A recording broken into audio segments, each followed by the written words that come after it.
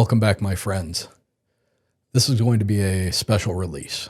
To be honest with you, it took several months and a lot of work to finally be able to bring this to you on YouTube. After the completion of this episode, originally some of the files were corrupt and apparently irretrievable. Thankfully, I had the audio and I was able to release that back in June and July. With some help, I have finally been able to put together the entire video, start to finish, for you guys. This is a special release because this very well may be, if not the last, one of the last interviews done with the late Dr. Jeff Meldrum. The interview was conducted May 7th at about 6:30 p.m. Eastern. It's right around 2 hours and 40 minutes, I believe. I think it's a very important interview. Some agreed with him, some disagreed with him. But at the end of the day, the information contained in this interview must surely spark an interest in this topic. And for the most part, it's a great jumping off point for those wanting to delve deeper into this topic. Throughout any of our interactions, the man was always cordial, accommodating, friendly, and never at a loss for words on the topic of Bigfoot. To the best of my knowledge, what I've been able to find online in resources, like I said, this may very well be one of Jeff Meldrum's last interviews. If you enjoy these videos, I need to hear from you. Please let me know if there's something you continue to want to see. Merry Christmas and the happiest of holidays from us here at Uncomfortable Studios. We'll see you soon.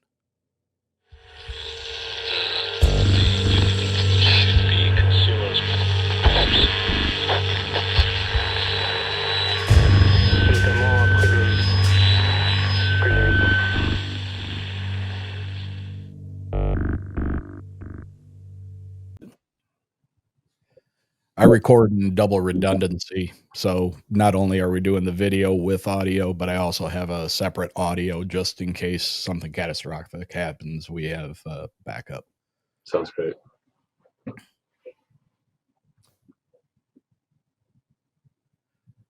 Welcome back to the show, my friends. I am your host, Eric Szilagyi.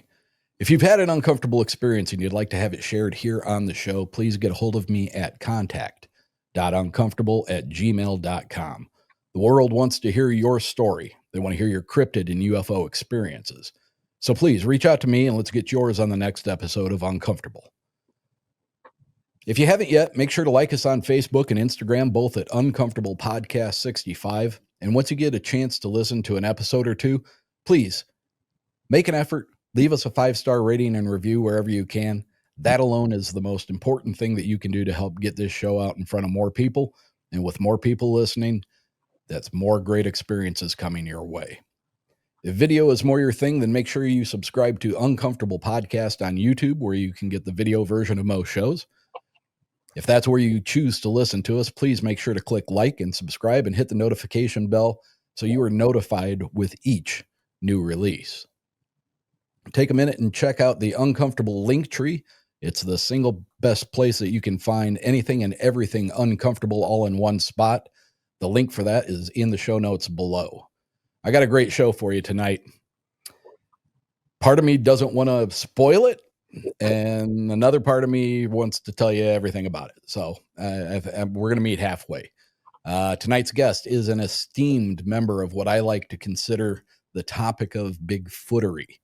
He is responsible for the Sasquatch Field Guide, Sasquatch Legend Meets Science, and he is arguably one of the most recognizable names in Sasquatch research.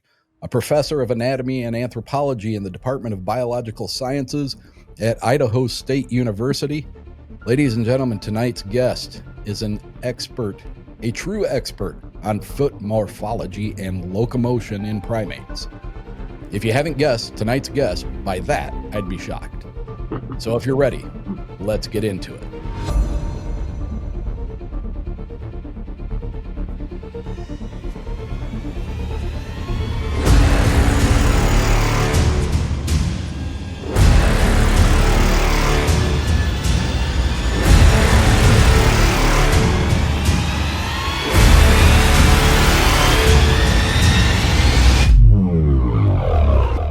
So, if you will, please give a warm, uncomfortable welcome to Dr. Jeffery Meldrum. Dr. Meldrum, welcome to Uncomfortable. Thank you. Pleasure to be here. It is a pleasure to have you here, sir. I was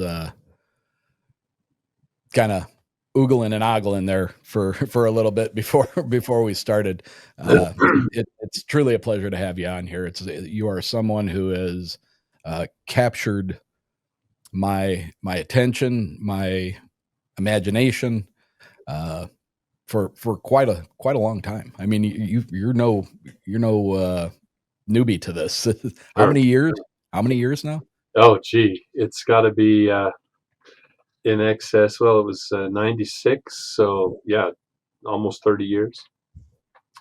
Yeah, It's impressive. yeah. It's impressive, especially Unsuccessful, but impressive, I guess, in that respect for endurance sake. Well, you've had your run-ins. I mean, it hasn't been an easy fight, has it?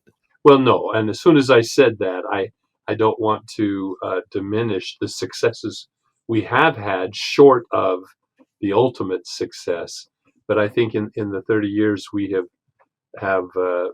analyzed, marshaled, and analyzed quite a litany of evidence. I think the case for the footprints is a remarkably compelling one. And as Napier himself, John Napier, the primatologist from the Smithsonian, in his book, which was one of the first written by a scholarly academic primatologist, in this case, primatologist and anatomist, he concluded something was leaving footprints. And I think that's an inescapable conclusion. Now, the one possible caveat is that something, an unrecognized species of bipedal hominoid, or is it something else? Is it someone donning crude stompers and leaving footprints to deceive even the most informed and qualified observers? That's where it comes down to. Now you've got quite the collection of foot casts. That's right.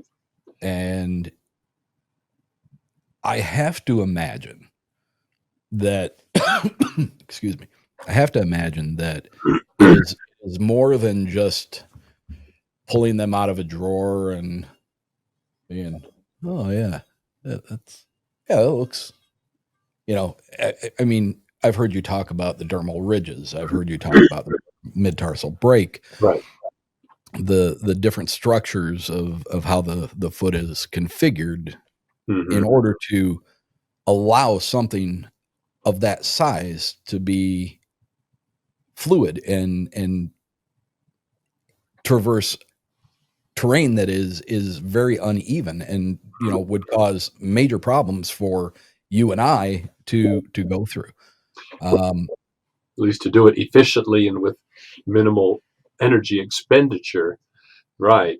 Absolutely. And that is one of the most obvious benefits of having a large collection. It's not so I can say, well, I've got the biggest collection. We could argue whether Cliff has the biggest collection, right? We have very openly reciprocated back and forth as things have come to our attention. And but with that large sample, from that, patterns begin to emerge. And what at first glance, from a cursory, perusal of a few newspaper clippings or some TV documentaries, might seem like quite varied, quite distinctly different examples of footprints, actually contain this remarkably consistent. I mean, we're talking now over much more than a half century that these have been documented either photographically or in plaster castings. Yep. There's this remarkably consistent but yet distinct anatomy. These are not simply enlarged facsimiles of a human foot at all. And they're very different than the remarkably crude carved stompers that have been employed by the Rant Mullins and the Ray Wallaces and such, and some more recent vintage attempts at hoaxing. But they are very, very distinct. And as you point out, in their distinctions, they are remarkably suitably adapted to the type of locomotion that we have precedent for, actually, in the fossil record, and extrapolated into a very gigantic, relatively gigantic proportions of an upright biped, standing somewhere between 7 and 9 feet in height, weighing from Is that commonly recognized, the 9 foot threshold? Is that well, commonly recognized as possible? as possible, definitely. And that's a conservative. I mean, there are people, and you may have heard stories of true giants, which I've actually Mm, prefer not even to give deference to by naming them or mentioning it. But you'll hear stories of 11 foot, 12 foot creatures, and that's, I mean, that's like Godzilla walking through Tokyo.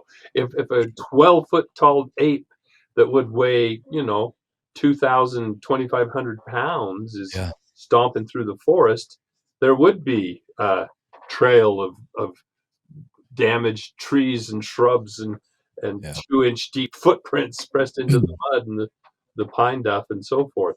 But that's not the case. I mean, 6 foot, 7 foot, up to it at the most. I think I don't place any credence in footprints that are larger than about 19 inches, which would accord with about a 9 foot individual. But those are few and far between. But that texture, it's interesting that that size is appropriate for the texture of the forest habitat that these creatures are in. As you mentioned, being able to get around on this uneven, broken terrain. I mean, when you think about in some of these ancient forests, the fir trees they're 6, 8 inches in diameter through those trunks. When a Yeah. deadfall is down, that's a 6 to 8 foot obstacle you have to get over. And for us, and all you have to do is read the accounts of the early explorers of the Olympic Peninsula. They ended up eating their horses because they were useless and they kept breaking their legs. They couldn't navigate with horses. But the first several traverses across the Olympic Peninsula were really arduous undertakings because of that texture. So bigger, much more agile, much stronger bipedal hominin would be able to navigate, that kind of terrain remarkably more efficiently than a modern human would be able to. And in fact, I mean, again, that's attested to by the fact that indigenous peoples don't inhabit those areas. They usually don't venture back into those Right. dark forests. For the longest time, they tended to hug the shorelines and the waterways, the river systems, and left the remainder, the deep dark forest, to the wild men of the woods, where they lurked. But so yeah, it's very interesting, and we've tried to draw attention to that, to formalize that through my naming of the footprints. So there is a taxonomic convention by which typically paleontologists can name fossilized tracks and traces, whether it's burrows or castings or other signs of animal movement and occupation or habitation. When the fossil evidence of the track maker is not quite recognized or established, you can still attach a name to a type specimen of this kind of track or trace. So this was encouraged. I was encouraged to undertake this by practitioners of this science. And even though some of the skeptics just had a literal meltdown, that it was totally in violation of all the guidelines, all the rules, that it had to be an extinct species. Well, it was, like I said, it was people that are in the top of this field, that encouraged me, and it was published in a peer-reviewed article after it had been presented at a international symposium on Cenozoic tracks and traces. Excuse me.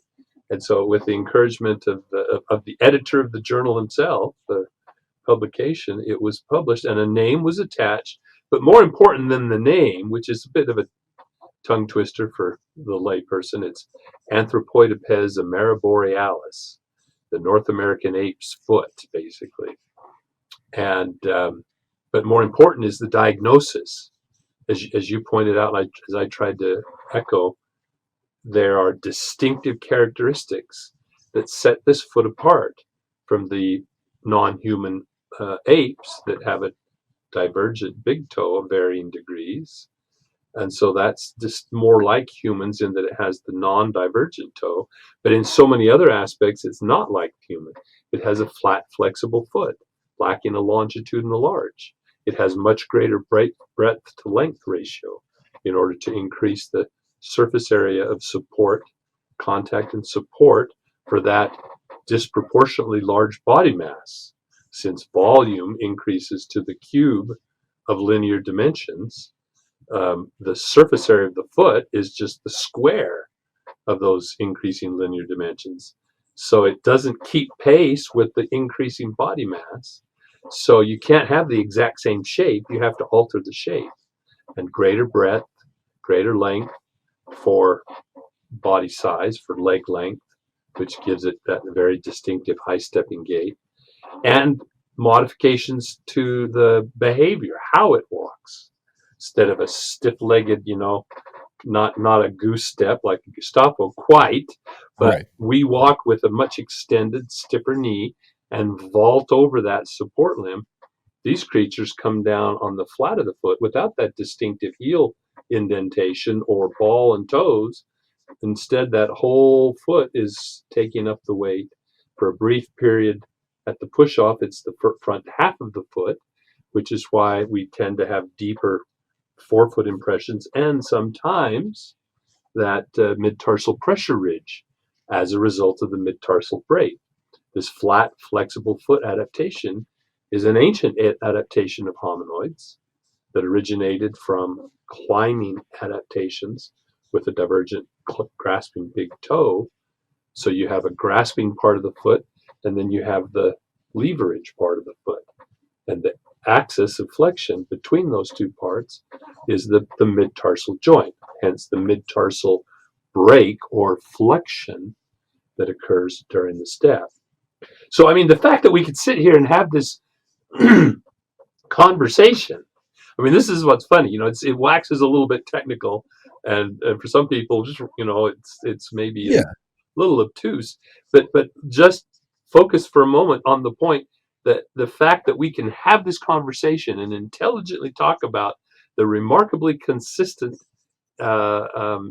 signal of these specific adaptations that are appropriate to the type of creature and its sort of phylogenetic position and its exhibited mode of locomotion.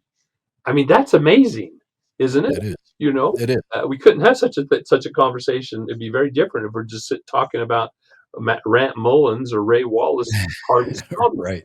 I mean, we're talking about Easter egg toes lined up on a straight edge, Yeah. exaggerated indentations that are trying to mimic some of the flexion creases that are found in those feet with longer digits, and so on. But we'd have a very different conversation. And that brings me to something that I wanted to bring up with you because it is quite embarrassing for me. And I'm sure at the moment that it was happening, you probably were thinking, what the hell is going on here? Is this guy trying to rip me off or what? I want to say 4 years ago, the Ohio Bigfoot Conference at Salt Fork. Sure. It was a crazy time because I was fairly new with the show. Okay.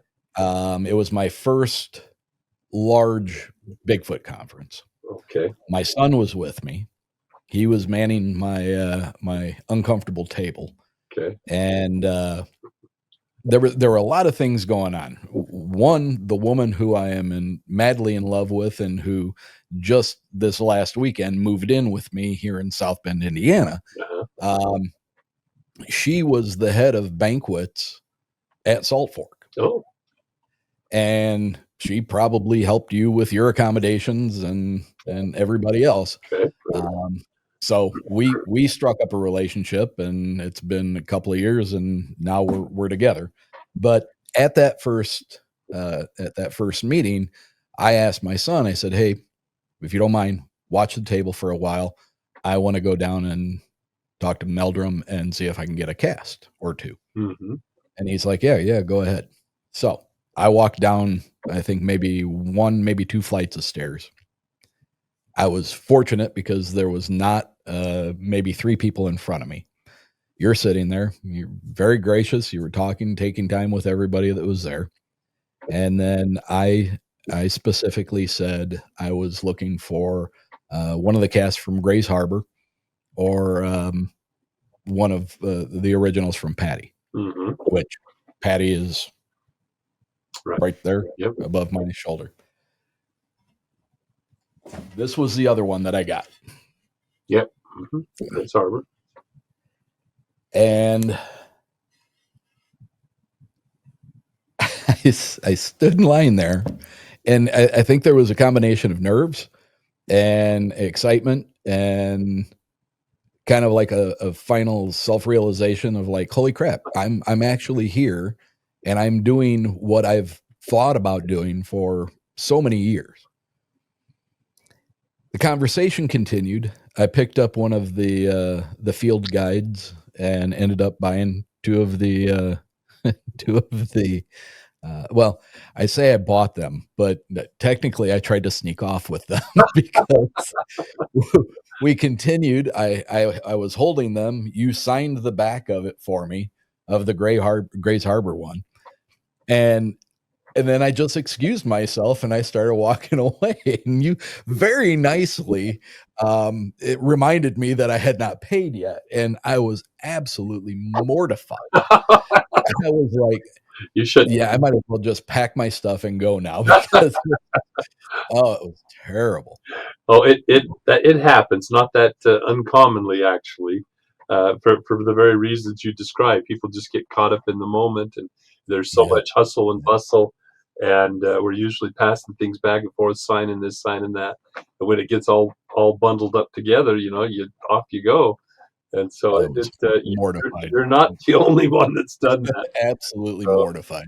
Yeah. But the reason another reason that I bring this up is, not maybe a year ago, my son, who was with me, he says, "Hey, I want one of those casts." And I said, "Yeah, all right, I'll get you one." And then I had a brainstorm, because when I look at this cast, it is difficult for me. It's difficult for me when I look at like just how almost perfect those toes, and everything about it. And it's kind of makes me feel weird. It's kind of like, yeah, I truly do think there is something out there, but would it look that perfect? Well, what are the chances that you got to find the right substrate and, the right mud to sand to water ratio to leave that print? So what I decided to do was I went and I purchased about $40 for these two bottles of silicone. And I took it and I made a crude mold around this cast. And then I poured that silicone on it. When I took the silicone off, I pulled the print out, and I flipped that silicone over and I looked at it. And now I was seeing what the actual print in the ground looked like. Right. And it was completely different. Yeah, it can be that way. It became so much more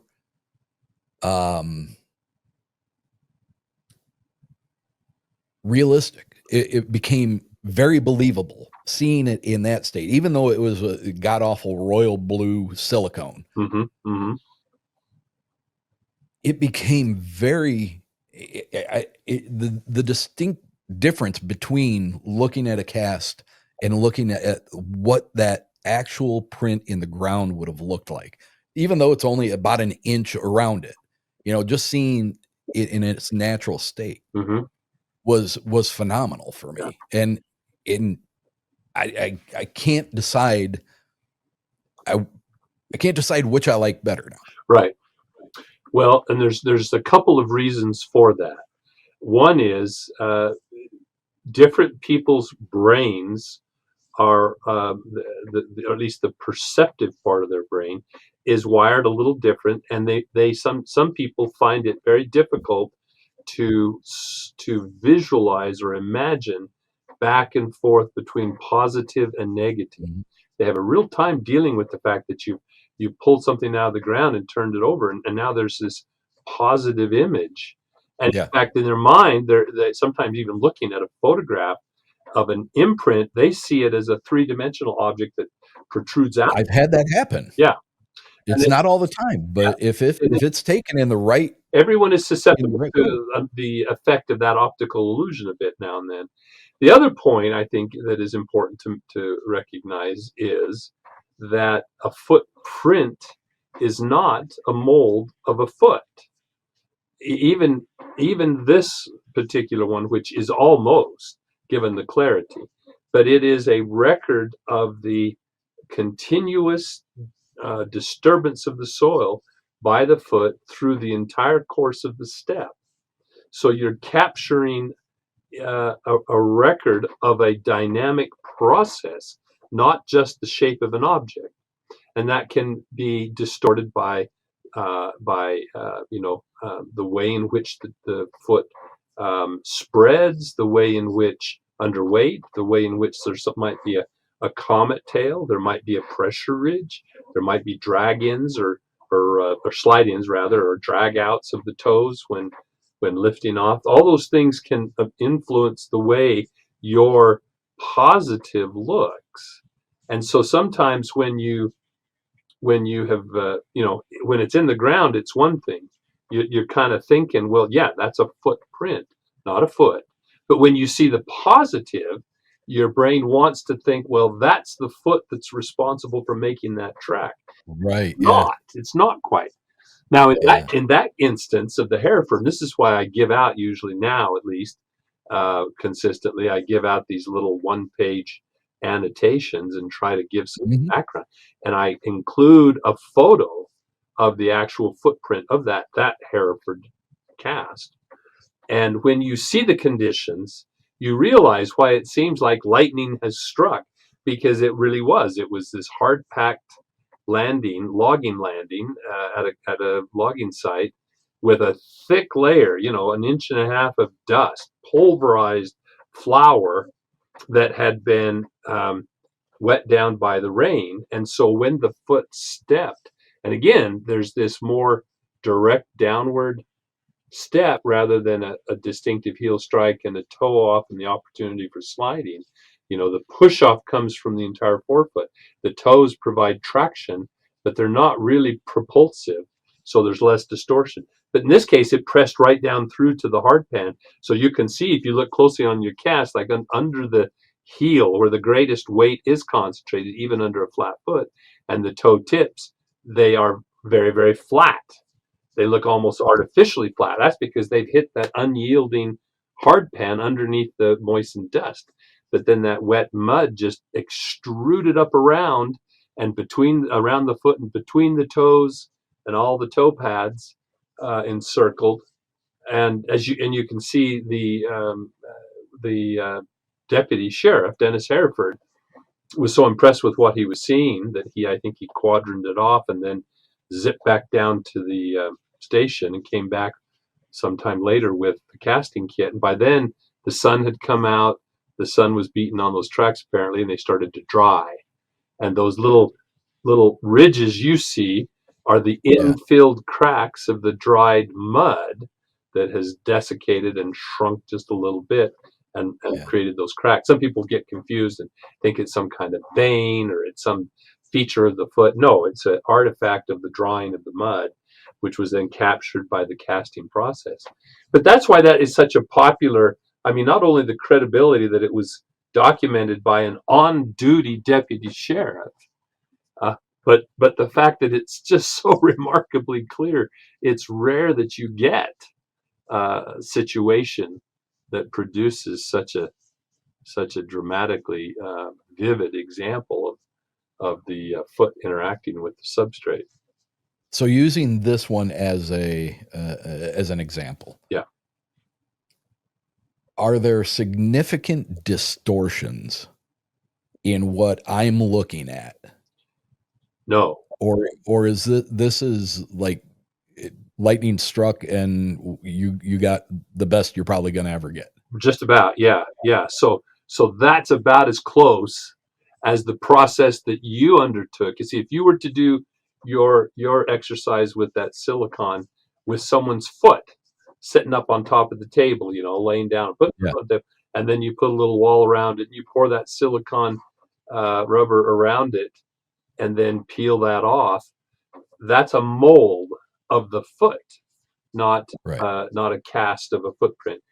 This process of stepping in that mud with a fairly flat step, and that's further attested to by the fact that where there are snapshots that show multiple footprints, the creature was not striding with earnest motivation to get from point A to point B. It was seemingly investigating, and so it was stepping with small steps, so not a big step length, which would further exaggerate the simple placement of the foot rather than stepping out with more propulsive force during the push off from the forefoot, which would have produced maybe an extrusion feature of the mud, creating a more of a pressure ridge. But in this case, it just, was just stepping carefully, cautiously, and impressed that into that mud that just came up, extruded around to make a ridge all the way around. Perfect dam for holding the plaster and preserving the outline of the foot. So it's a pretty darn good outline. There's not really much distortion. The only distortion I would suggest is what I've mentioned, is the Sasquatch, as evidenced by examples where they have, say, stepped on a stone, have a rather substantial sole pad. I mean, we all do to varying degrees, and the great apes do as well. But this, given their size, could be even more, because the volume of that adipose tissue, anchored with connective tissue, septa and columns, that's the shock absorber. It's like an elephant. I was telling someone the other day, did you realize that elephants are digitigrade? They walk up on the tips of their toes because that space back behind is filled with this gigantic melon of fat. Their fat pad is enormous, and so their toes are just touching, but the heel is sitting on or resting down on a fat pad that's 3, 4, 5 inches deep. And so when this Hereford track, when that foot hit the hard pan, there's probably a little bit of lateral displacement. Oh, and we see this. This is an interesting line of conversation. One of the other dramatic features that's so compelling too about the Hereford case is that there are 2 half tracks associated with the casts that were documented. Now, by a half track, what I'm talking about is, you've got in your mind, because of the comments that you've made, a pretty good visualization of the mid-tarsal break, which occurs right there in the midfoot, separating the heel segment from the forefoot. And I'm doing this metaphorically. My fingers are not equivalent to the forefoot. It's back. If I had a model, I should have grabbed a skeleton model and I could illustrate it better. But when they run, unlike us, where our foot can be poised up on the ball of the foot, supported by a longitudinal arch. In the absence of that arch, their foot isn't up on the ball. It collapses into flexion, and it's the entire forefoot that leaves an imprint when they run. Well, there was a stretch of the trackway there where it apparently was startled by probably somebody coming to the site and bolted back towards the tree line with nearly twice the step length. And so the distance between tracks. And those tracks were half tracks. It was up on the front half of the foot. Now, I bring this up because, I mean, that's interesting because the half track terminates right where we would predict the presence of the transverse tarsal joint. So it fits the morphology, fits the model of the morphology perfectly. But the other subtlety that's so fascinating is if it was running with some increased impact on a more limited area of the sole, namely the forefoot, the fat pad under the forefoot, that increased compressive force causes greater lateral displacement of the sole pad. Yeah. So the front of the foot is wider. Exactly. And so when you take that cast, that resulting cast, and one of the features that's kind of distinctive about the Hereford track, when you see on the lateral side, there's kind of two distinctive bulges. I think arthritis of the head and the base of the fifth metatarsal.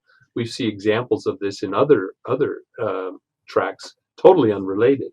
There's a good one down in the Blues of southeastern Washington, for example, that shows that similar kind of pathology, and it's very consistent with human, clinical cases of osteoarthritis. Mm-hmm. So, but what is interesting, that distinctive appearance of the double bulges there in the half tracks, that's obliterated by the expanding sole pad underneath the foot, because it extends out to the point that it mutes that very distinctive pair of bulges. I mean, but it makes perfect sense. Again, the subtleties of anatomy that pop up when people just say, "Oh, those are just made by someone with fake feet," or "Oh, that's just a man in a fursuit." Well, that's easy to say until you're held to account for how you create a fursuit that mimics muscle movements, that shows, details of morphology that are remarkably, again, consistent with evidence from early bipedal hominins from the fossil record, based on their skeletal morphology and craniodental proportions and so forth. It's anything but just. As soon as someone uses that word, they're absolutely ignorant of the subject matter. Yeah, because they would. And I want to get to Patty. Yeah. But kind of back to the foot thing. So my son is, as I said, came with me to the debacle where I tried to steal from you. He's 6'4.5". Ah. Played football in high school, big dude. Yeah. But when you see him, if he takes his shoes off in the summer and walks across the wet grass and then hits the cement, right, he has such a high arch that you can see his toes, you can see the ball of his foot, and there is a very thin line along the outside edge before you get to the heel, and nothing else touches.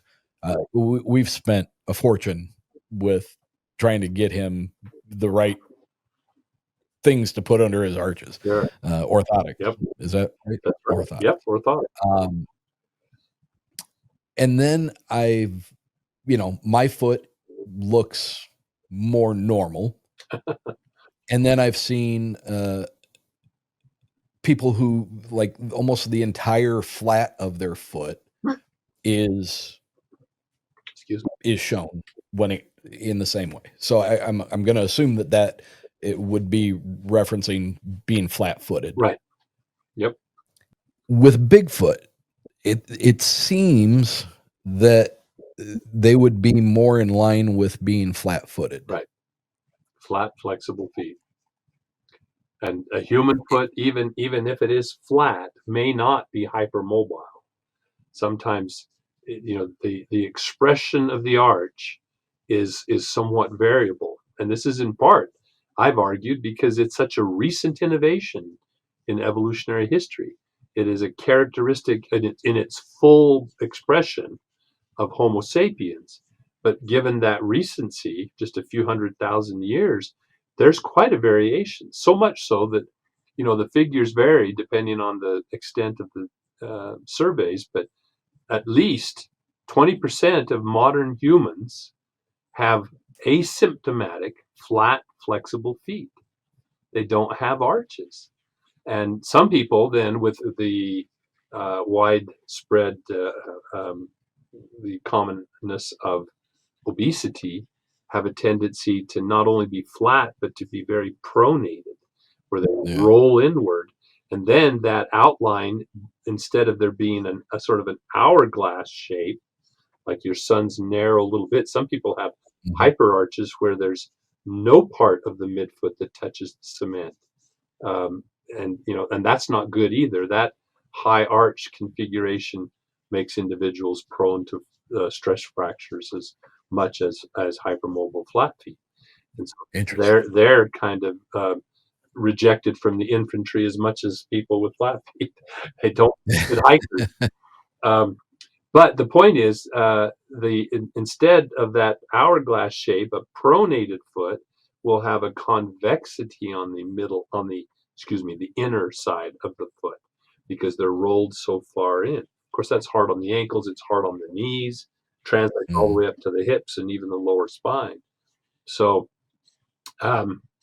yeah, it's a very recent innovation, and this is part of the problem. I've had kind of knockdown, drag out arguments with a couple of podiatrists in the past who only see the foot. Well, that's all they've ever looked at are human feet. They only see it through a human morphology, human adaptation lens. And anything that is different, because Sasquatch is not, like I said, it's not just simply an enlarged facsimile of a human foot. It shows retentions of primitive characteristics. They see those retentions of primitive characteristics and try to equate them with pathologies, with injuries to the foot. And, like fallen arches, or like a Lisfranc fracture where the mid tarsus is the joints are deranged and collapsed, and it is a debilitating injury that handicaps the victim. And so they argue, well, how could a Sasquatch then survive in the woods with these handicaps? And I go, handicap? The things that we're describing are the normal anatomy of a chimpanzee foot. Does a chimpanzee is it handicapped? Is it not able to get around in the forest? And boy, back and forth and back and forth. They could not see beyond. And this is applied also to some of the famous man trackers. See, and there's a reason that they have that label. They are man trackers. They are not Bigfoot trackers. They are not chimpanzee trackers. They might be able to apply some of their skills, their tracking expertise to tracking anything. But as far as interpreting the anatomy, recognizing the morphology of the foot, that's something that they don't have the acumen, they don't have the training. So Joel Harden, for example, a Washington State Border Patrol agent who was called in by the Forest Service down in the Walla Walla area to look at the tracks that Paul Freeman had discovered, and others. And he criticized them as being a hoax. And he gave his criteria. At least he didn't just pronounce a verdict and let it hang. He provided a set of criteria upon which he based that determination. Each and every point of distinction he drew attention to was a deviation from the human condition. But those deviations aligned perfectly with the model of the Sasquatch foot, which is a coherent, functional, rational model for a large bipedal, primitive hominin or hominoid species. And so again, I wrote a clarification and showed how each one of his criticisms could be easily accounted for. And in fact, the fact that someone with his credential drew attention to each of those distinctions gave greater credibility to Credibility. that it wasn't just some guy with fake feet or whatever. Yeah. Anyway, I mean, the only one that didn't fall into that dichotomy was he asserted that the track started and stopped abruptly. Well, my rebut to that was simply, how can that be? I mean, you're the professional man tracker. If the scenario is someone donning fake feet and they start and stop, why can't you track the track maker, the human track maker, the hoaxer, before and after his hoaxing shenanigans? I mean, he didn't just vanish into thin air. You're supposed to be able to track a mouse running across a cement driveway. But you're telling me that the hoaxer was able to outwit you? to just beam into the spot and with his footprints or his feet already strapped on, trot off a little trackway and then snap his fingers and he disappears into the ether, into thin air. It just doesn't make any sense. And so what makes more sense to me is the tracks along a certain stretch, because of the wet conditions on the shoulder of the road, were very distinct, but then very quickly entered into areas where it's difficult to track. And he was so convinced that these were fake, he was looking for signs of further fakery, and in his mind, and didn't even recognize the sign that was there. But anyway, it's an interesting story, and one I have been meaning to, because he published a book and has a whole chapter devoted to his experiences there in the Blues and bashing Bigfoot, basically. And I've been meaning for some time to write an article and just deconstruct his whole thing, because it's very unfortunate. People, again, he speaks from a position of authority, and a weak argument is to appeal to authority. And so people who don't have the wherewithal to evaluate the fallacies of his arguments just simply accept it. Well, he must know. Well, no, it's not the case. Now, I've worked with other man trackers who are really good and see right past the fallacy of that interpretation. And I'll have to, when I write an article, I'll have to get some commentary, some appendix commentary from some of these other man trackers who've been more open-minded to the possibility of Sasquatch based on their examination of the footprint. That's a great kind of a segue. Wasn't necessarily intending to go there, but like so many times, your scientific experience, your academic experience versus my side of talking to people who have seen, believe they have seen, believe they've heard, their experiences. Right. So many times you'll hear of, the tracks just stopped. Yeah. They just stopped. And, I started to tell you that, I've had some experiences in my life that would go down a paranormal road. I don't know. I guess I have to say, the longer I'm in this, I do have to give a little bit of a nod to the possibility that there is something odd going on. Sure. But when these tracks just stop, I don't think they're going through a portal. I don't think they're, traversing to their dimension. But where do they go? And I mean, is it something that you have studied enough that you can say unequivocally, we understand that this happens, but it's because it went to a different type of substrate, or right. I've wondered, do these things go arboreal? That's another possibility. Yes. So, in answer to your first question, no, I haven't looked at it that carefully because I didn't think that, quite honestly, that it warranted that attention when in comparison to other things that were begging my attention. So I've only heard the anecdotes, and that's problematic because I can't rely on other people. I mean, if I can't rely on Joel Harden's interpretation of a trackway, why would I put credibility in Joe Schmo's, Right. ability to read a sign? And so, and I've talked to other trackers about this notion, and they just kind of roll their eyes and say, "Well, I mean, it happens all the time. I mean, that's why trackers have those sticks, those poles. It might be an antenna, it might be a rod that they have demarcated.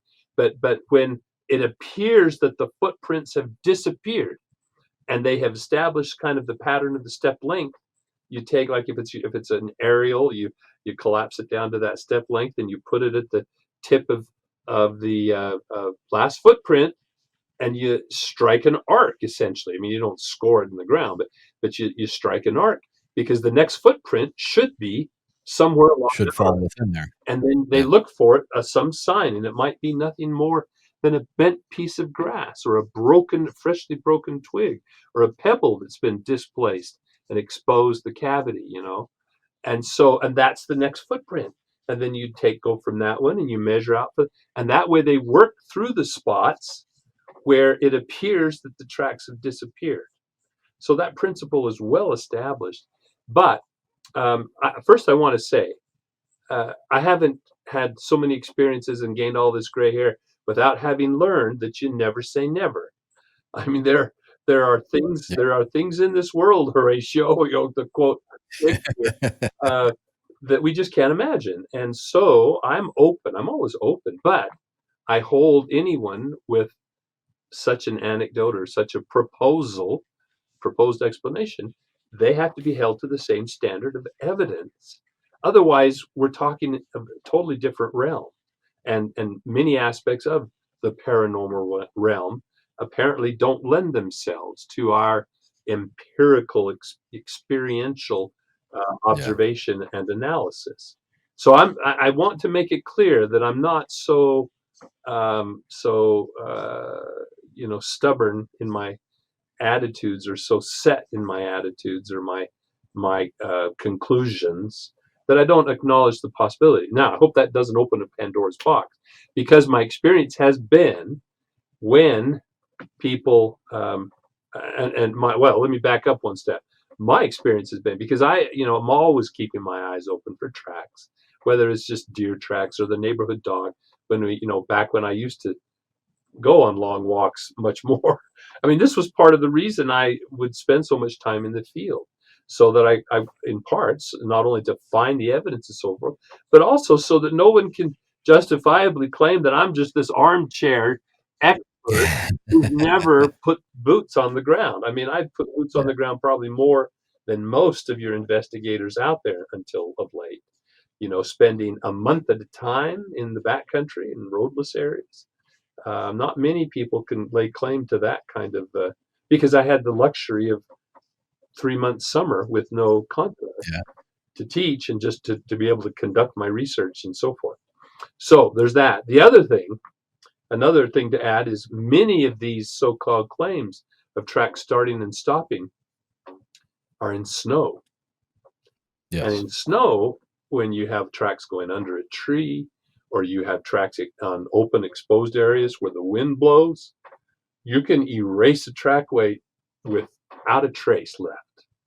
And it looks like, for all intents and purposes, and in fact, in many cases, the tracks are not Bigfoot at all, but they're a bounding creature like a deer, or even I posted not too long ago on Facebook just to illustrate.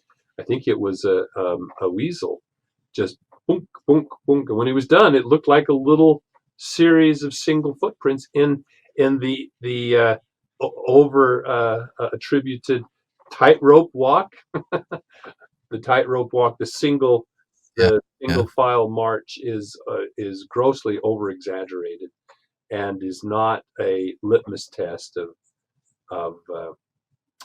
Sasquatch trackway, and it has led to much confusion. Anytime you see someone post a picture of a remarkable straight line of impressions in the Yes. snow, but they don't bother to come up and take a picture directly over one of those holes where you would very likely see the individual hoof prints or paw prints of the bounding animal, that's a big red flag. Not always a giveaway. People are, they are not necessarily thorough in their collection and presentation of evidence. I mean, to them, it's more informative to see the panoramic shot than to see the close up. But the close up, the proof is in the close up. You got to look down into that punch hole and see if there's any detail. A lot of times there's not. The snow falls in, or more snow drops on top, and then it mutes the details, and it looks like a singular impression. But all important. So that straight line, that's pretty much a misnomer then. It is, because I mean, all humans have quite a variance in the step width or step straddle, it sometimes is called, and it can be measured different ways, just as long as you're consistent and explicit in reporting how you measure it. Usually it goes from center of heel to center of heel, perpendicular to the line of travel. I keep waving my hands in front of my face, but I'm trying and so humans vary tremendously. You've got the cat walk, model walk, where the feet cross over completely almost to the other side, and then the straight line with very little. You have people, the toe angle too is quite varied from person to person.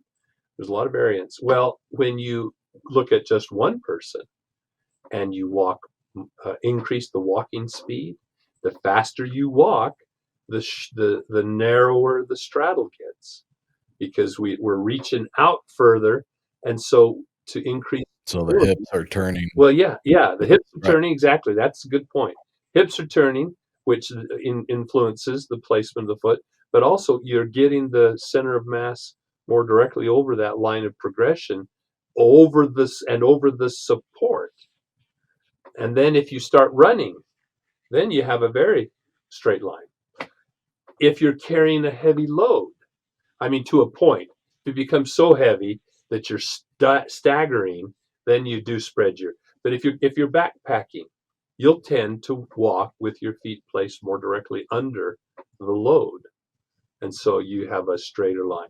But you show me one historical picture, a contemporary picture. Trackways, first of all, are very rare. There's very few examples. One that is often cited is the picture just inside John Green's On the Track of the Sasquatch, where it tracks along the Blue Creek Mountain Road. Well, they're walking on a curve, and so the change of direction. I mean, if you've got your one foot here, but you're trending this way, your placement of the next foot is going to be towards the curve following. And that's exactly what's happening there. So that's often cited as a example of tightrope walking. It's not. It's walking a curve. And so anyway, I just always am uncomfortable when people make assertive generalizations that this is the way it is, and if you see it this way, it's true, and if you don't see it, it's false. The tracks that I examined in '96, it was walking slowly and cautiously, kind of like the tracks at the Hereford, only they had a bigger step. It wasn't slowing down probably to look around. It was just looking over its shoulder, I think, at an oncoming car coming down the mountain in the wee hours of the morning. But it's straddled, and I didn't, unfortunately, take measurements. I was so, like you, I was like you. I didn't pay the deer in the headlights. I had a video camera, one of the old-fashioned on-your-shoulder VHS camcorders, behind the bench seat of the pickup truck, and I totally forgot about it. I snapped tons of pictures, but I could have videotaped the whole thing. from step to step, the whole panorama and everything. And I just totally spaced it. But anyway, the point being, those footprints were walking kind of cautiously until they took off running, and then a series of half tracks.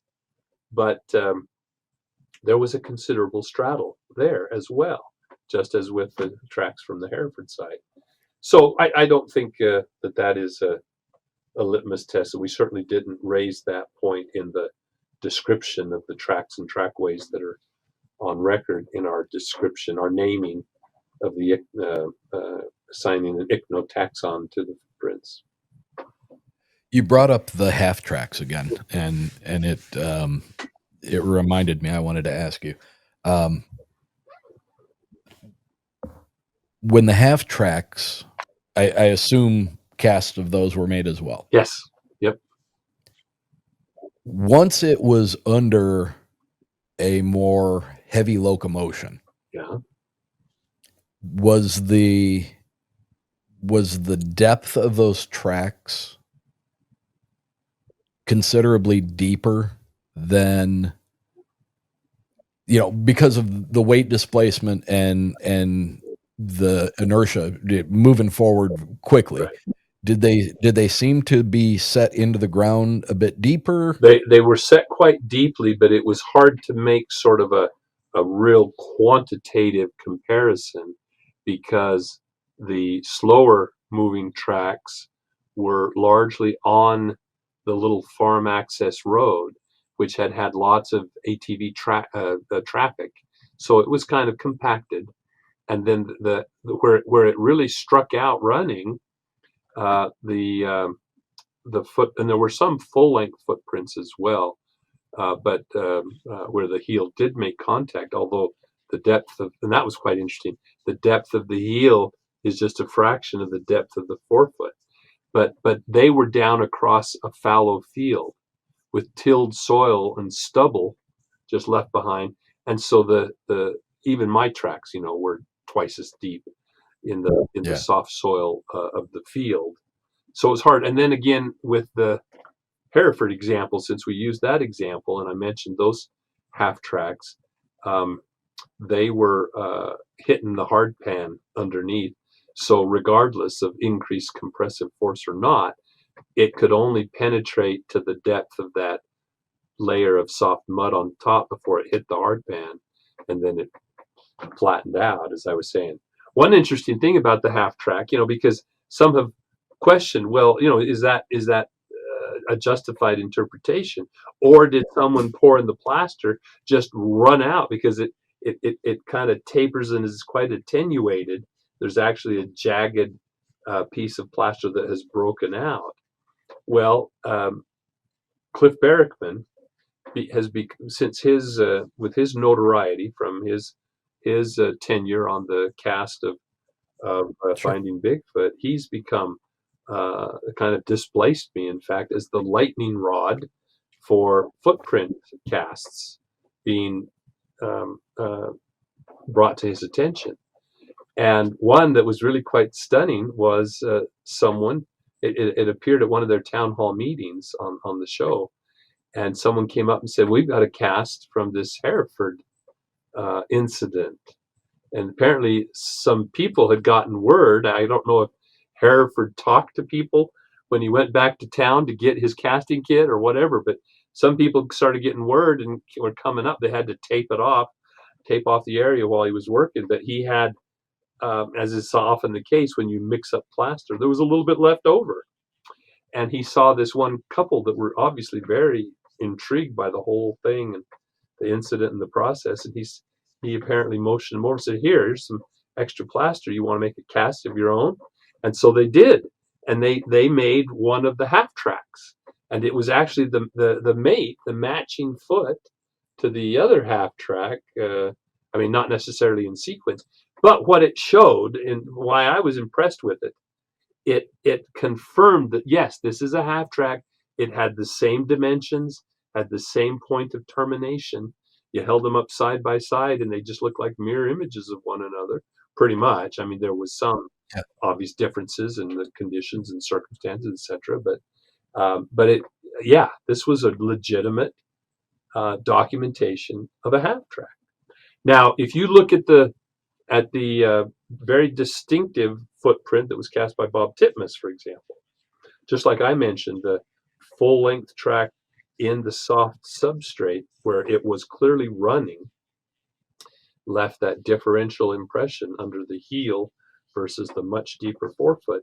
If you look at that mid-tarsal pressure ridge in Titmus's cast from the Patty side, from the film side, the deepest parts are under the forefoot, just in front of the pressure ridge, where that soil was displaced and humped, well, not displaced so much as humped up, a vertical displacement. But the deepest parts are under the forefoot, because during that walk, not a run, but a walk, when that heel comes up, now all the body weight goes through half of the surface area. And so the compressive forces are greater. And then with the push-off comes a little bit of an impulse as well, with an increased ground reaction force, but greater compressive forces that accentuate that greater weight bearance, and you get that very distinctive look to the footprints. So, and multiple. These aren't just spurious interpretations of anomalous examples. These are based on the interpretations are based on repeated appearance of these features over and over and over again, spanning, as I said, over 50 years, 60 years of time, and over all the places where the Sasquatch footprints, and not only in North America, but this is where it really gets interesting, is I had the chance, as I've described repeatedly, the chance to go to China. And the short of it is, without giving all the background, I can answer any questions you have, but a pair of right and left casts were made of a Yeren by a park ranger who had seen it sunning itself out on the rock face, on the boulders, and when he startled it, it took off anyway. He tracked it and also went back to get materials, to get plaster so he could make casts, where it had apparently squatted beside a spring and had therefore elevated its heels, rocked forward, as you would expect, flexing across the transverse tarsal joint. And this differential impression.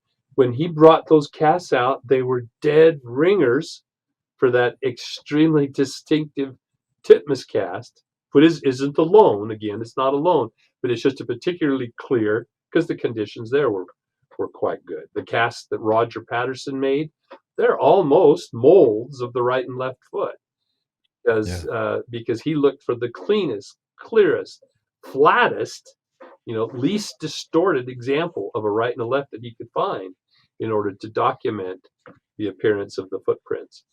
But there were others, when Titmus came down, he cast 10 in a row, regardless of the quality.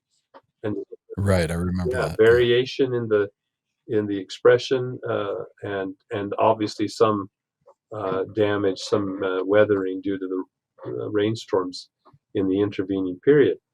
But 8 of the 10 show indication of a mid-tarsal pressure ridge. But here we have the Yeren with essentially identical foot size and proportions, and exhibiting the exact details of a mid-tarsal pressure ridge, the placement, the orientation, which is important because the two joints involved are slightly offset. So the pressure ridge is slightly inclined upward and outward towards the upper outer edge of the foot. And it reflected all of that perfectly. Now, how did he know? How could he have known? He couldn't speak English. He had no idea that there was a Sasquatch in North America. He was asking questions about how much we knew about the Yeren. Was there anything like the Yeren in the United States? And so he had no way. And his cast, when his cast was made, I hadn't even published my interpretation of what that pressure ridge was. And so if you were going to imitate a classic, typical Bigfoot track, why would you pick the one that everyone thinks is distorted or broken or malformed? Yeah. to imitate. And yet, turns out that's one of the most distinctive, most dynamic, most revealing examples that you could put your finger on. Well, and here, one more. Let me just tack on one more. Because, Sure. because this was the criticism early on when I interpreted it so, was, well, if this is real, if what you're describing is actually how the foot works, then why do you have just this one cast? And it wasn't. The first thing I did was to take the 3D scans of the 10 titmus casts and rotate them. And when you do that, you see this pressure ridge in almost all of them in exactly the right position and so forth. Well, then I had a chance to visit not Jerry Crew, but his son, John Crew, who is the custodian of the Crew, Yeah. Crew footprint, 1958. And when it was photographed, with his crew cut and his little spectacles and with that cast there, the reporter used a flash of the period, probably one of those blue flash bulbs, and flash, big burst of hard light that makes a stark shadow behind. Well, it also has a tendency to flatten out because of that illumination. Things look flatter. I mean, Jerry looks like a cardboard cutout, and the footprint looks like a flat piece of cardboard itself. Well, I had a chance then to actually take the original out of the shadow box, set it on the counter, and examine it. Guess what? It has a pressure ridge. Absolutely Does it? distinct, unmistakable pressure ridge. Looks just like a bigger version of the titmus cast, but it wasn't appreciated. Just like you don't appreciate it when you look at the other titmus casts until you rotate it, and then all of a sudden that ridge indentation, the negative space, shows up. So it's there. The first documented cast of a Bigfoot track in North America epitomizes the distinctive morphology of the flat, flexible foot, which has its How representation. Yeah. how important is modern technology with like if you happen to watch Expedition Bigfoot, they've got these scanners now, Yeah. and they can scan impression in the ground, and then they pull the cast out and the 3D model, all that stuff. As far as your experience with the casts that you have curated over all these years, um,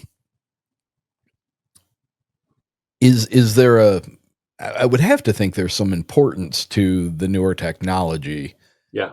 Oh, there is. There most certainly is. And this has been, it's always a little bit of a quandary. I mean, I'm a functional morphologist, and there are these techniques that have burgeoned as my career has been kind of waning, quite honestly. But these what are called geometric morphometrics. In the old days, we just called it multivariate statistics. Where you look at um, associations or affinities based on the pattern of many metrical dimensions and so forth. Whereas now, with face recognition protocols and so forth, you can determine lots and lots of landmarks and can be crunched. And that's something that, I hope someone will come up in the ranks behind me and tackle that kind of thing. With AI now, especially, the thing that has always caused me to be reluctant to jump into to expend too much energy in that area was that we're dealing with a cast of a footprint. Remember our discussion about Right. Yeah. between a print versus a mold of a foot? And these techniques have been long used to compare, say, a femur, a static object that's not subject to deformation or distortion during use. Nothing appreciable. Basically, you're pulling skeletons or fossilized bones out of museum drawers, and you're taking discrete metrics that then you're doing the statistical analysis on. But when you have a footprint that's subject to compression and expansion, to distortions by slide-ins, by, the three-dimensional surface is distorted based on compressive forces and points of plantar pressure, and toe position varies with flexion, extension, splaying, abduction, adduction, etc., etc. So how do you compare? I mean, just comparing footprints between of one individual between steps would be quite challenging. I had tried something where we looked just at the sole pad, but see, even that's subject to distortion. But at least you don't have to deal with the idiosyncrasies of highly mobile toes. So I'm hoping somebody, can try to maybe do that. You certainly could do dramatic contrasts between human and non-human. I mean, we did things like that when comparing fossilized footprints, like the Laetoli hominin footprints, comparing it to human tracings, and because they're not just little humans walking around on arched feet. They have very different proportions. They have a flat, flexible foot. They produce pressure ridges, etc. And so we did some morphometrics of the outline shape of the sole pad, because the toes were sometimes very indistinct or very, very quite variable. And I had started to undertake such for the Sasquatch tracks, and I just didn't think that it was going to, again, other than the very gross contrast with other species, to try to come up with something that would recognize a credible Sasquatch track, and possibly even recognize repeat appearances of particular individuals. We never got that really off the ground. But it's like I said, I hope somebody with increasing technologies, I think with AI algorithms, learning machines, learning algorithms, they could learn to just as we learn with practice, to recognize the range of potential variation in the appearance of a footprint, so that we can conclude with some confidence that yes, this is probably legit, this one's not, or yes, this is the same individual as this track that was reported 4 years earlier, 50 miles away. And with AI, it can learn to recognize on the same basis that we infer, and then do it very rapidly and very accurately and very consistently on the basis of established criteria. That would be really interesting, I think, to see somebody pursue. So someone out there listening, I'd be happy to help with materials and so forth. But quite honestly, my plate is so full at the moment, I can't even contemplate undertaking a project like that right now. When have you ever attempted to physically recreate the structure of a Bigfoot foot? Well, anatomically, to see, where the tendons would be, where the ligaments would be, the guts of what is inside that foot. Well, sure. Given the remarkable homology, the consistent points of comparison between, say, a human and non-human great apes, it's quite reasonable to conclude. I mean, if we can exclude for a moment the unlikely scenario that Bigfoot has evolved on some other planet or in some other dimension and is just an interloper here. If it's part of our biosphere, then it is certainly nested within the cluster that includes us and non-human apes, tailless primates. And the remarkable consistency of the elements, both skeletal and connective tissue, tendons and ligaments, between those two would say that the Sasquatch has basically the same components. It's just how they are proportioned So there's evidence they have a longer heel segment than proportionately than humans or even other apes, given their large size. That would have, especially with the flexibility of the instep, they need that longer heel for leverage. They have a non-divergent big toe. We can infer from flexion creases and creases in the toe stems when they're visible, the relative lengths of and positions of joints. Let's go from the bones themselves to the points of articulation. Even if we don't understand the details of the actual appearance of the joint surfaces or how robust the bones are or those kind of subtleties, we can, I think, and I have, I think quite successfully, inferred the skeletal proportions. So, like if you thumb through my book and you see the cripple foot, or you can, I've done it for the Patterson-Gimlin film site tracks to illustrate how a reconstruction based on remember we said that Patterson looked for the cleanest, clearest, crispest.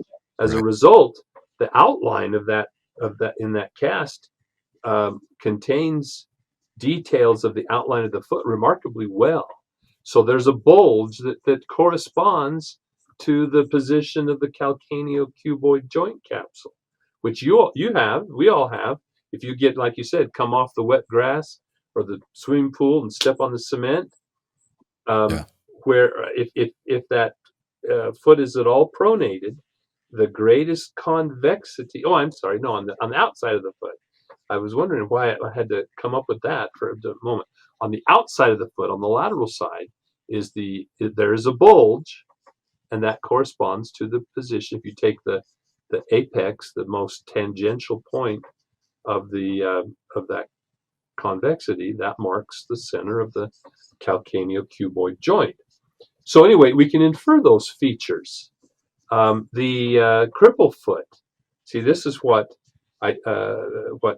motivated Krantz, Dr. Grover Krantz, to justify his reconstruction of the foot skeleton, again proportionately, is the cripple foot has a skew foot deformity where the foot is bent inward, and that bending pulls apart the joints on the outer edge of the foot, deranges them, we say, which then causes inflammation and enlargement of the connective tissue, and you get a bunionette, like the bunion on your big toe that grandma would be wearing the Right.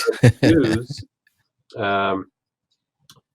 These on the outside edge, due to the same kinds of inflammation resulting from the derangement of that joint, that progressive pathologic derangement causes an enlargement. Well, if that's the correct interpretation, and I'm quite confident it is, and reaffirmed by numerous clinicians that's most likely what we're dealing with, that marks the position of those two joints. One of them is in the transverse tarsal joint. And guess what? That position agrees with other tracks that show a pressure ridge that points to the position of the transverse tarsal joint. So it all reinforces. It's all interconnected and reinforces. So, but beyond that, it's the clues like the mid-tarsal pressure ridges, the other dynamics of the footprint, the tension cracks, the pressure ridges, the slide-ins, the half tracks, all of those things together, all are remarkably correlated and all point to the general model of the articular function of the foot. Beyond that, I mean, we can imagine other details, and they're not going to deviate very much from, if at all. There might be an extra belly to a muscle, or if the attachment is a little more restricted here, a little more extensive here, with a given tendon. They may have a slightly different expression of the development of the plantar aponeurosis, a sheet of connective tissue that helps to anchor the sole pad to the bottom of the foot, and so on. But Yeah, there's nothing. I wouldn't expect there to be any surprises. Put it that way. Have you found, um, because my thought here is, if these things are what we believe they are, and they are barefooted, rather they have a thick pad, so they're probably way more prone to not getting hurt on the forest floor Yeah. than we would tenderfoot. Right. But do you see, like, through your collection of casts, the ones that you deem being very solid and no reason not to believe that these were made by an actual creature? Sure. Do you see a lot of scarring or injuries or punctures or things that you would think, if you're talking about something that could be in the neighborhood of 6, 7, 800 pounds, and yeah, they got big feet, but it's still a very small part of the whole. Right. Uh, you would think that they would take a lot of damage. Sure. Well, there is that potential, yes. And to put that into perspective, let's talk about another feature on the sole of the foot that we have a record of, and that's the dermatoglyphics. Now, these creatures being primates, just as we have skin ridge detail on our palms and, of course, our distinctive fingerprints, the core patterns on the tips of our fingers, we have on the soles of our feet dermatoglyphics as well. Even core patterns on our toes, but they're back a little bit, so you don't see them on the tips of the toes. They're further back, so they're on the toe stem. But and that rarely comes into contact with the soil. How many examples of dermatoglyphics do we have across the sample? Well, very few, maybe between half a dozen to a dozen, and some are just trace, just hints. Well, why? Well, the only way you can arrive at that is to have the texture of the sole of the foot transferred to the substrate. Therefore, the graininess, the consistency of the substrate has to be fine enough that it picks up that small scale feature. And then it has to hold it long enough for someone to discover it and then have the expertise to consolidate it, or like if it's in dust, if it's on logging road, a dusty logging road, you might see dermatoglyphics. The problem is every time another truck drives by, it rains down or it jiggles. It's like that scene from I just went blank. Independence Day, when the giant ship went over the moon. Oh, yeah. Neil Armstrong's footprints just get vibrated out until it's flattened out. Well, the same thing happens every time a big ponderous logging truck goes barreling down the road. It literally bounces the details out of these tracks. So if it's mud, then it might hold up for a bit longer.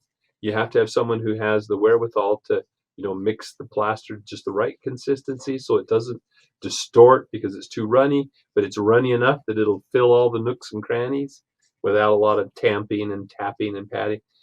So through experimentation, I've transferred dermatoglyphics to a very fine soil here in Pocatello and much of southern Idaho, like in southeastern Washington, where the first dermatoglyphics were observed. We have very fine silty soils. So fine, it's sometimes called glacial flour, a loess. It's like flour, the consistency of flour. So it blows all over the place. When it's wet, it's nice and clay, picks up remarkable detail. But you have to find it. But over what was my experiment? I made a footprint, and then I went and washed my foot. I waited an hour, made another footprint, and I waited an hour, washed my foot off good, made another imprint. Well, then I came back and I started making casts. So this one had been around for like 5 hours, 6 hours. I left one overnight completely before I cast it. And then I cast it. So we've got the record of how these things in the weather deteriorate and get erased. just in a matter of hours. Most, under wet, drizzly conditions, with a lot of moisture in the soil already, dermatoglyphics will be obliterated in about 8 hours. So someone asked, Now you keep using dramatic glyphics. oh yes, so dermatoglyphics, dermal means skin, glyphic So, edge.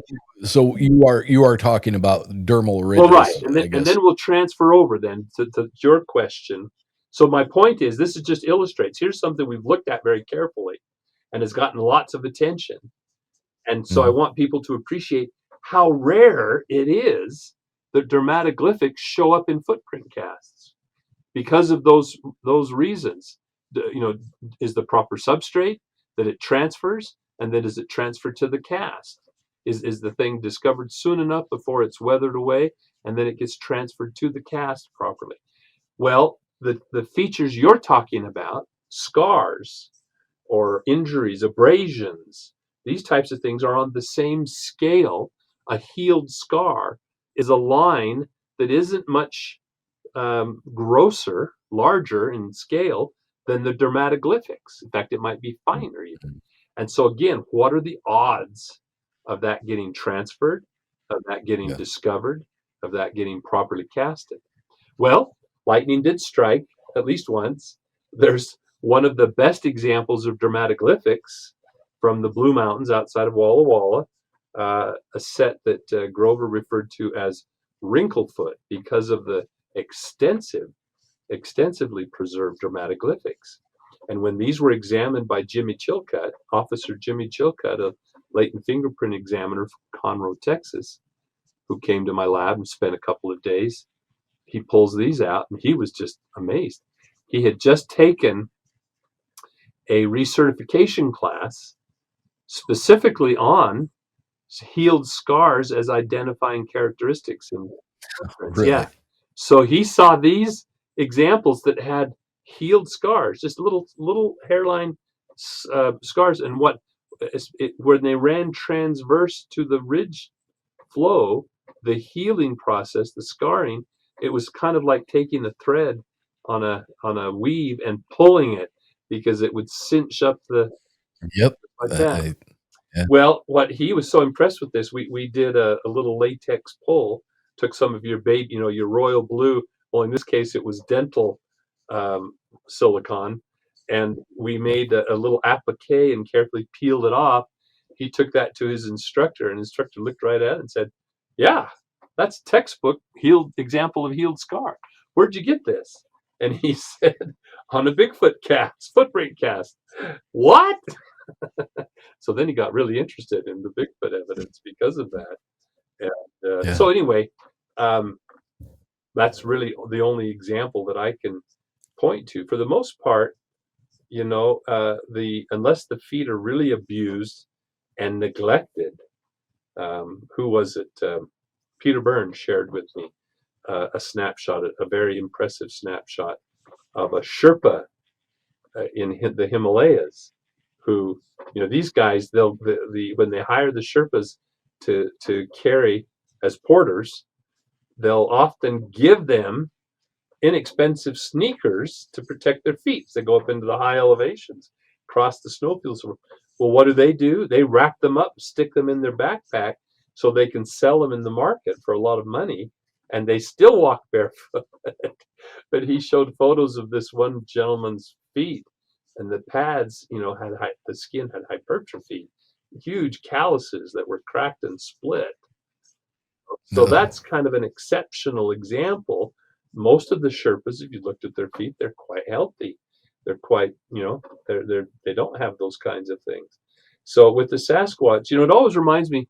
Some people out there might remember the TV special miniseries called Shaka Zulu, about the Zulu Empire, Yes. and Yeah. Shaka never wore shoes. And there's this scene where he's being trained in the army, and but he won't wear his sandals. He keeps tripping on them, and the commander says, "Well, you must wear those sandals, otherwise you won't be able to." And he goes, "I'll have no problem." And the guy looks over, and there's a dying fire over here. He reaches down and he flicks a big coal over, and Shaka just walks up to it and stands on it and grinds it into the ground. Never flinches, never winces or anything. Well, then it shows when Shaka rose to power, became the commanding officer, and trained his elite troops. They went barefoot everywhere. They did everything barefoot, and they did do everything. I mean, out where there's briars and stickers and rocks and and yet the foot, once conditioned, as you put it so well, we are tenderfeet. We keeping our feet confined, even over the course of the summer, we can gain some. Little kids. I remember when I was a kid, we used to go barefoot everywhere, but unless we were going out where the puncture weeds, which tended to be quite frequent. No matter how conditioned your feet are, you're no match against a puncture weed with those burrs. So, well, we have a lot of. I live very, very close to Lake Michigan, northern or southwestern Michigan. So beaches. We go to the beaches all the time, and at the beginning of the summer, your first couple of times, you're trying everything you can to keep the bottom of your feet from burning, and by the end of the summer, it doesn't matter. Yeah. You're oblivious to it. So yeah, and anyone out there who's done a lot of manual labor. I mean, I put myself through school and summer jobs, was a framing contractor. Back in the day when we didn't have nail guns, it was all swinging hammer. Yeah, hatchet hammer. And boy, the hands, your fingers would thicken up, your skin would thicken up. Those calluses got to where you could, stick a needle through them if you had to drain the blister once in a while. But well, the same thing. As a young man, I used to lift weights a lot, and it didn't take any time at all before, like on the inside of hair, you were building up calluses. And it's interesting, if you look at bare feet, BEAR, the ursine, they have a very substantial pad, and they shed that once in a while, and that will peel off, like when they're hibernating. Sometimes, as much as 3/4 of an inch thickness of cornified skin. So when they do come out in the spring, sometimes they are a little tender-footed. That quickly hypertrophies and conditions out, but they're like a little baby's bottom again. You ever held a baby bear? They've got the softest, most delicate little sole pads that you could possibly imagine. So even humans go through sometimes periods when you slough off some of that accumulated. You'll go through a kind of a molt, and I've experienced. I'm sure other people have experienced where the skin just peels away. It's that it gets so thick that the shear forces are too much for it, and and then you go through a molt, and off it comes. But yeah, it's interesting. I mean, there's so many things that we kind of lose touch with, where we are no longer familiar with because of our lifestyle, because of our lack of connection with wild conditions. And when you consider those potential human anatomies and behaviors and responses to things that are reported for Sasquatch, again, I don't really think you need to appeal to supernatural or paranormal explanations, because it's all remarkably consistent with our own biology, our own anatomy and physiology, as well as those of the great apes. I mean, I think when Dr. Bindernagel wrote his book, and I reviewed it, published review, and that was one of the things I said, is he had so deftly navigated the literature, the primary literature on primate anatomy and behavior, and had shown in such a persuasive fashion how everything described for Sasquatch could be accommodated within reported or known, or at least suspected, anatomies and physiologies, even like to eating fish. That was something that was thought to be odd for an ape. Apes don't eat fish. Well, in fact, they do. It just hasn't been reported yet.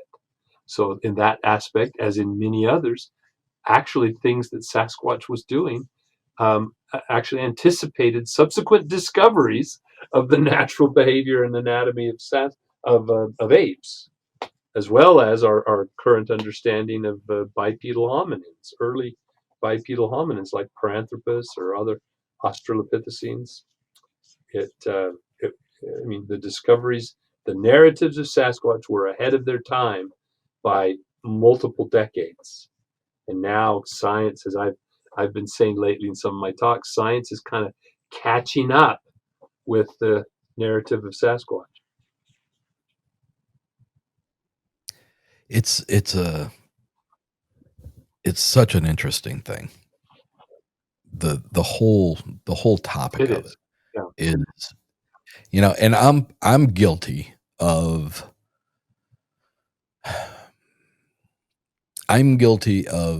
being in a camp that would say, I think that Bigfoot is probably leans more heavily towards us, intelligence wise.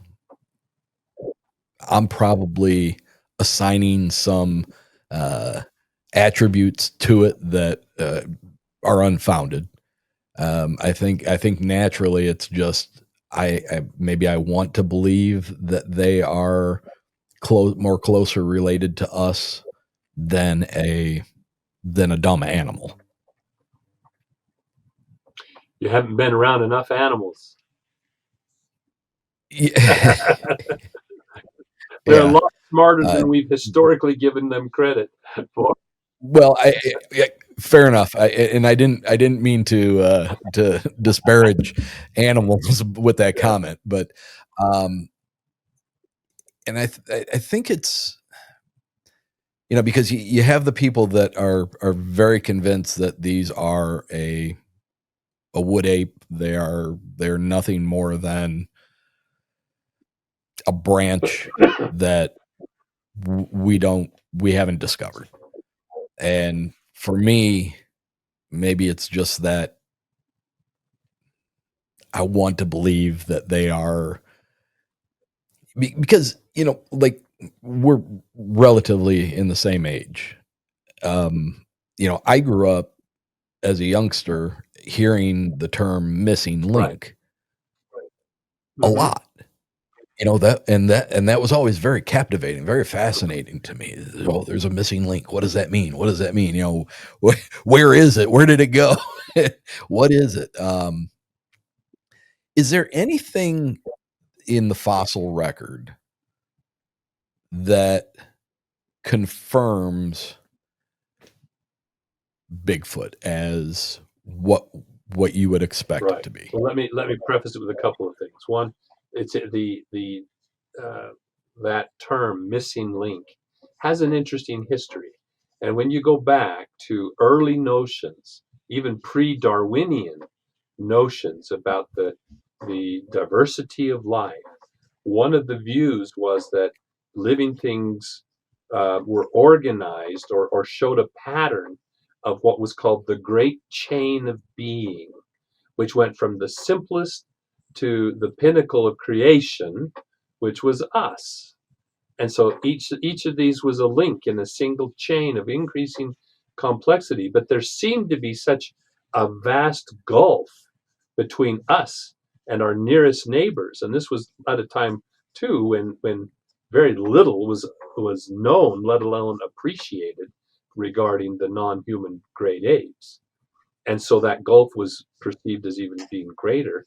So there had to be some missing link, something that complete, because if God is perfect in his creation, that perfection would be represented in its completion, its completeness.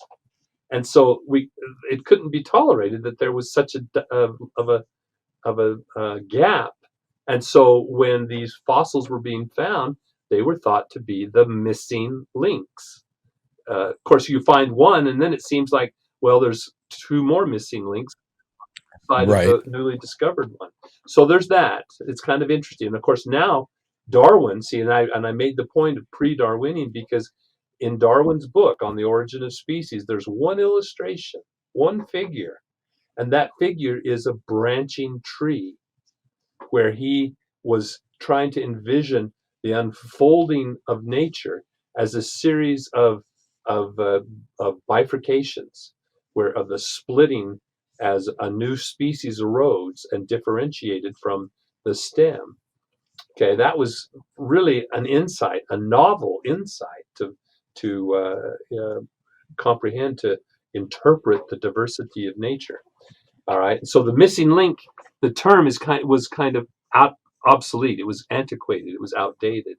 Instead, we were looking for these branches of this bushy tree. So there's that. Then, so much of this conversation depends on your point of view. Just as I said, the Western Europeans of that time, they had little concept of apes.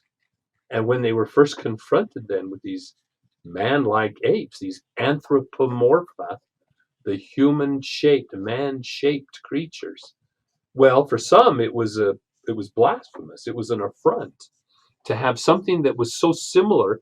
It must be a mockery. This must be the work of Satan, mocking the creation of man in the image of God. So, Mhm. all other animals had tails, essentially, and these creatures that looked so much like us also were like us in that they lacked a tail. And they even went so far as to the term for tail is cauda, and in the Latin, the codex is the book of authority that gives authority to the clergy, to the clerics.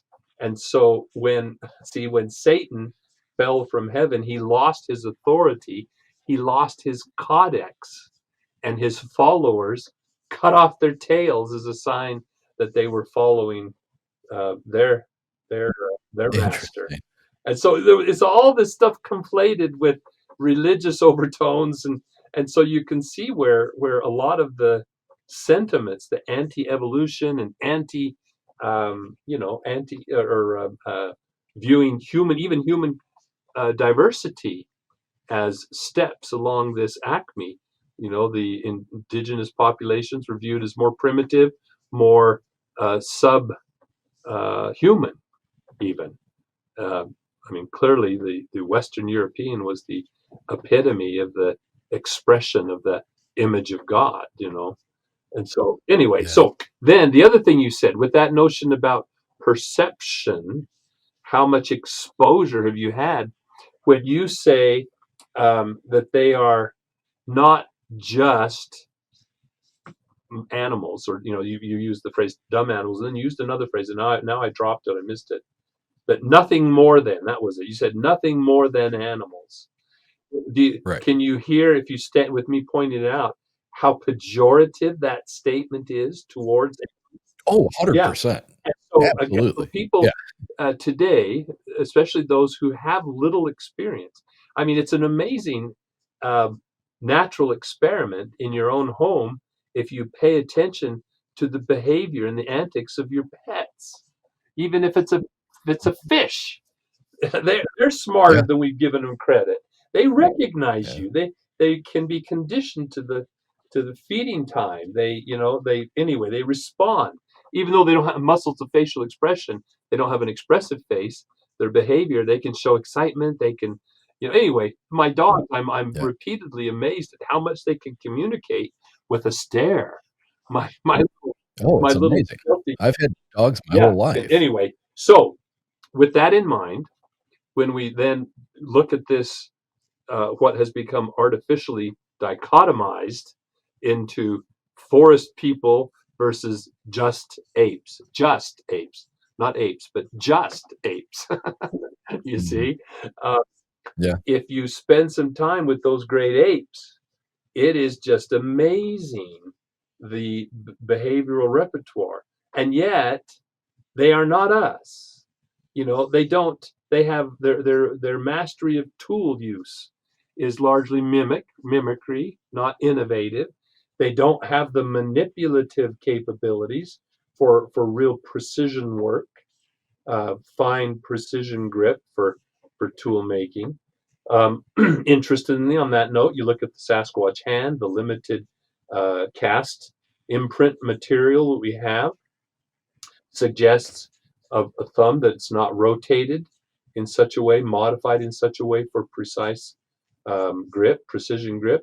They don't have the modification of the muscles at the base of the thumb, this drumstick down here, which is distinctive of human. If you look at a chimpanzee or gorilla hand, it's flat right across here because there isn't the development of these two clusters of muscles. They're very small. And it's made more to grasp. Exactly. So they have a very small. They're extreme adaptations. I mean, they are not intermediate. Our ancestors are not intermediate between them and us. Put it that way. They have evolved in their own way of specialization for hanging, for arm hanging and swinging and climbing, and so they have these long, permanently curved digits that and such passive tension in their flexors that they can hang.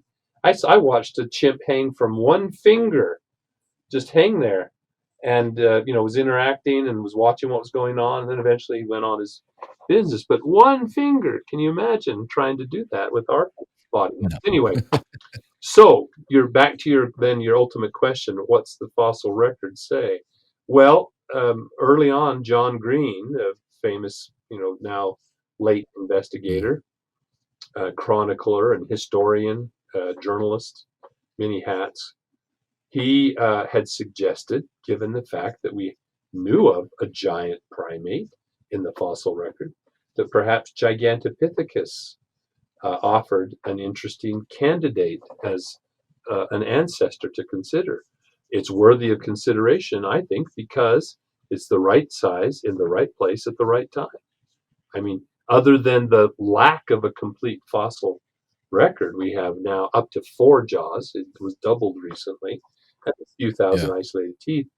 And there have been arguments about whether it was bipedal or not, based on Kranz's arguments about the angulation of the rami of the jaws and the body, the corpus and rami, whether it was, had a neck in between there, or if its head was jutting out with the attachment higher back. We don't have that information. There is reason. I got to lock this so I keep going back out of the picture.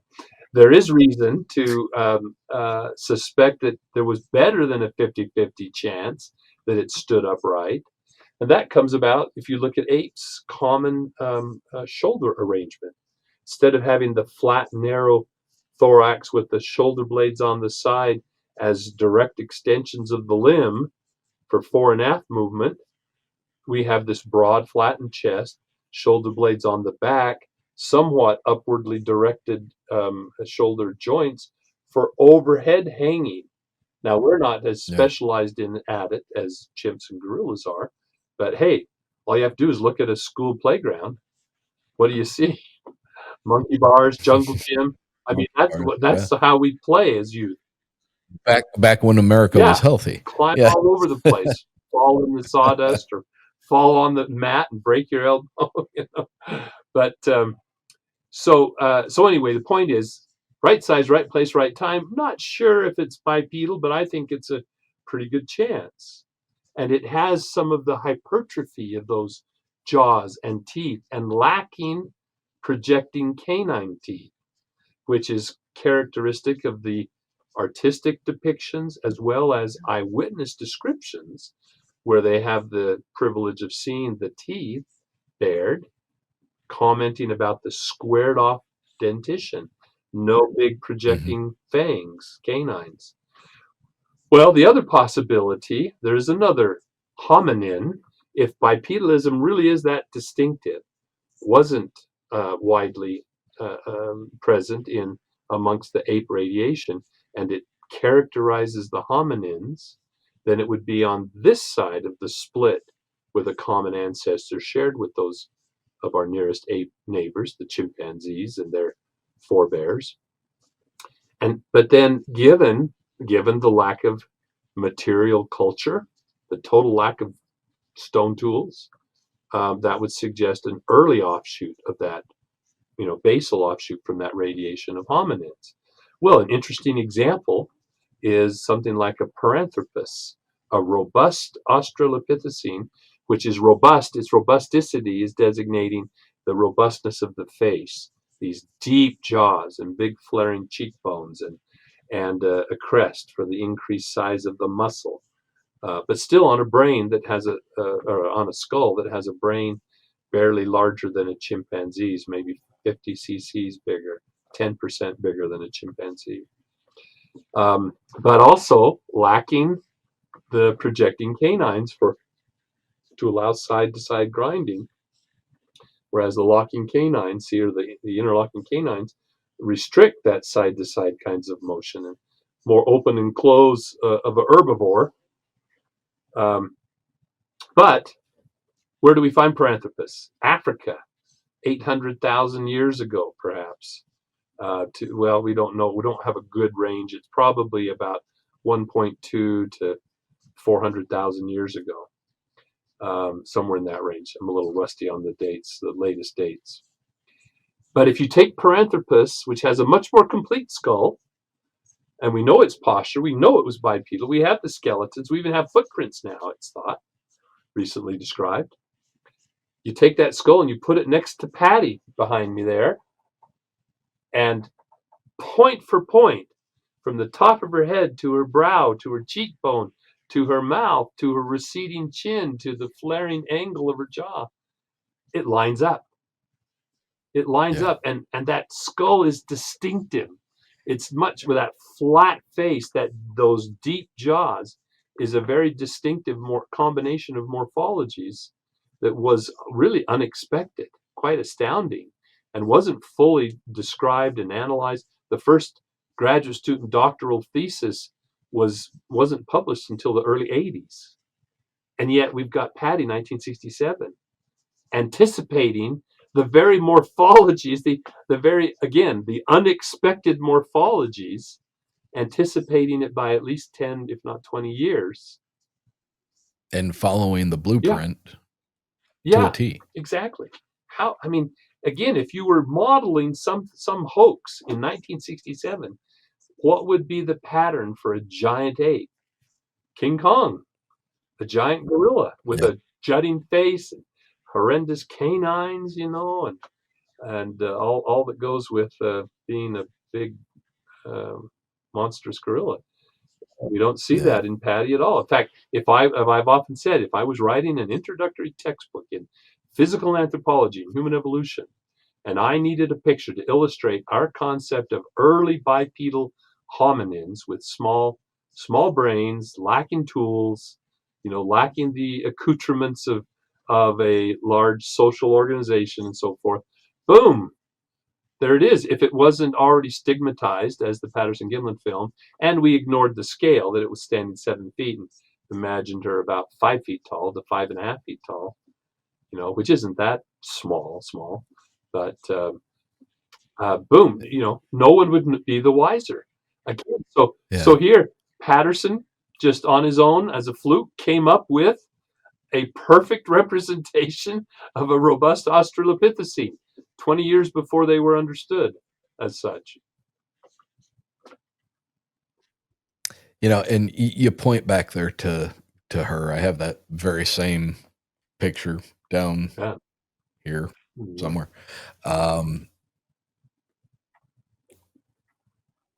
We talked, UFOs were the thing for me, 5 years old, 6, 7, 8, whatever year it was. My first experience with Bigfoot was grade school. I went down to the library, and there was a paperback book that was pretty worn, and it was there were two halves to the book.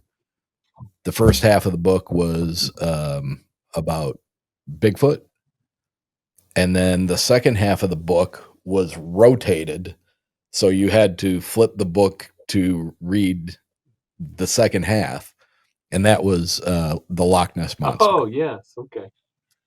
And I couldn't tell you how many times I checked that book out from the library, and there was, I think, only one still frame of Yeah. Patty in that book. And then it wasn't too much after that. I want to say it was maybe 1977 when I first saw the Patterson Gimlin film, and I believe it was featured on In Search Of with Leonard Nimoy. In its roughest state, the jiggling and the shaking and the out of focus and all of that, I have never wavered that what I was watching was organic, it was fluid, it moved the way it was supposed to. It didn't look like somebody in a suit that was struggling with oversized feet to traverse that creek bed to step over things that might be in its way. It never struck me as being somebody with a mask on who was, their eye sockets were probably 2 inches further out away from the face than their eyes were, and limited tunnel vision of where they were going. I never ever got that, even in its roughest form. And then through the years, we've had, stabilization and better stabilization. But it was just a few years ago that you were involved with, I forget the two other gentlemen's names. Was it Bill Muntz and Bill Isaac Muntz Tian. and Isaac Tian. Right. And that was very eye-opening, because my son, I've talked about this before. My son, he is my child, and as is my daughter. They grew up with me being into this kind of topic. They've been around me with UFOs and all the things. And the one thing that my son has always said was, yeah, it looks real. I don't think it's a suit, but I can't see its feet move. I don't see its feet bend when it walks. But then that latest version that you guys were involved with, that came out, and I called him and I said, "Hey, bud, the foot flexes and you can see it." And he pretty much said, bullshit. And I'm like, no. And I sent him the link, and it took about an hour. Yeah. And he messaged me back and he goes, "You're right. You can literally see her foot bend." And the toes. And that was incredible. Yeah, that scene where the foot swings out and the toes extend dorsalward, skyward. It just. It's literally doing what I do when I don't have shoes on and I'm walking through the house in the middle of the night, and I don't want to I don't want to kick the wall with my toes. That's right. There's always that little guard between the tile and the kitchen and the carpet. Yeah, exactly. Just enough to catch that second toe. And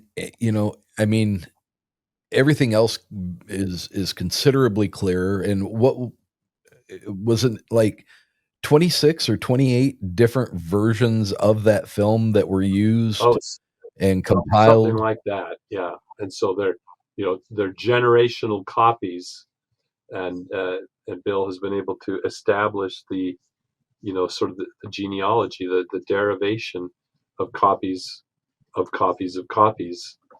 But it's that stacking ability, that precise superimposition, that allows you to emphasize the common features and sort of swamp out as idiosyncrasies the artifacts of copying from grain to grain. That's the key that people have to bear in mind. These were not pixels, discrete pixels being digitally replicated on another drive. These were a projection of an image that's already constrained by the crystal pattern of the photosensitive chemicals of the film emulsion onto another film emulsion with its own idiosyncrasies of crystal patterning. And so the potential of introducing edge artifacts and blurry edges and so forth, it's stunning the difference that that superimposition was able, that composite was able to tease out.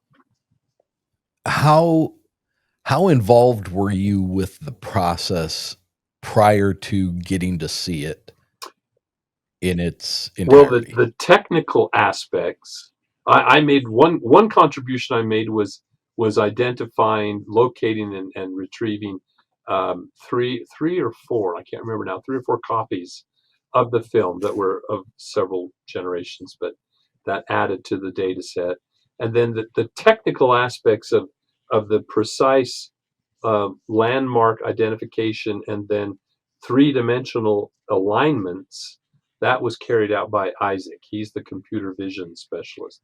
So he writes the algorithms that takes the raw footage, and how he does it, I'm not perfectly aware.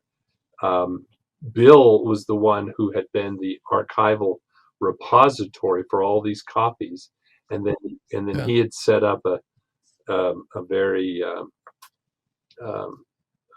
nice copy stand with a high resolution digital camera, large format digital camera, that he then would run the copies through frame by frame and take a digital image, which then could be enlarged to the limits of the grain and the pixel density. And then those images were then utilized by Isaac. And then I came back into an offer. I mean, Bill is a anatomist in his own right. I mean, in addition to costume, to creature effects, he also does forensic anthropological reconstructions for either living species from the bones up, fleshing out, or taking a fossil specimen and recreating what it might have looked like. He's done this quite stunning replica or reconstruction of what Gigantopithecus might have looked like, giving it an upright stance, anyway, a posture, but also giving it rather ape-like limb proportions.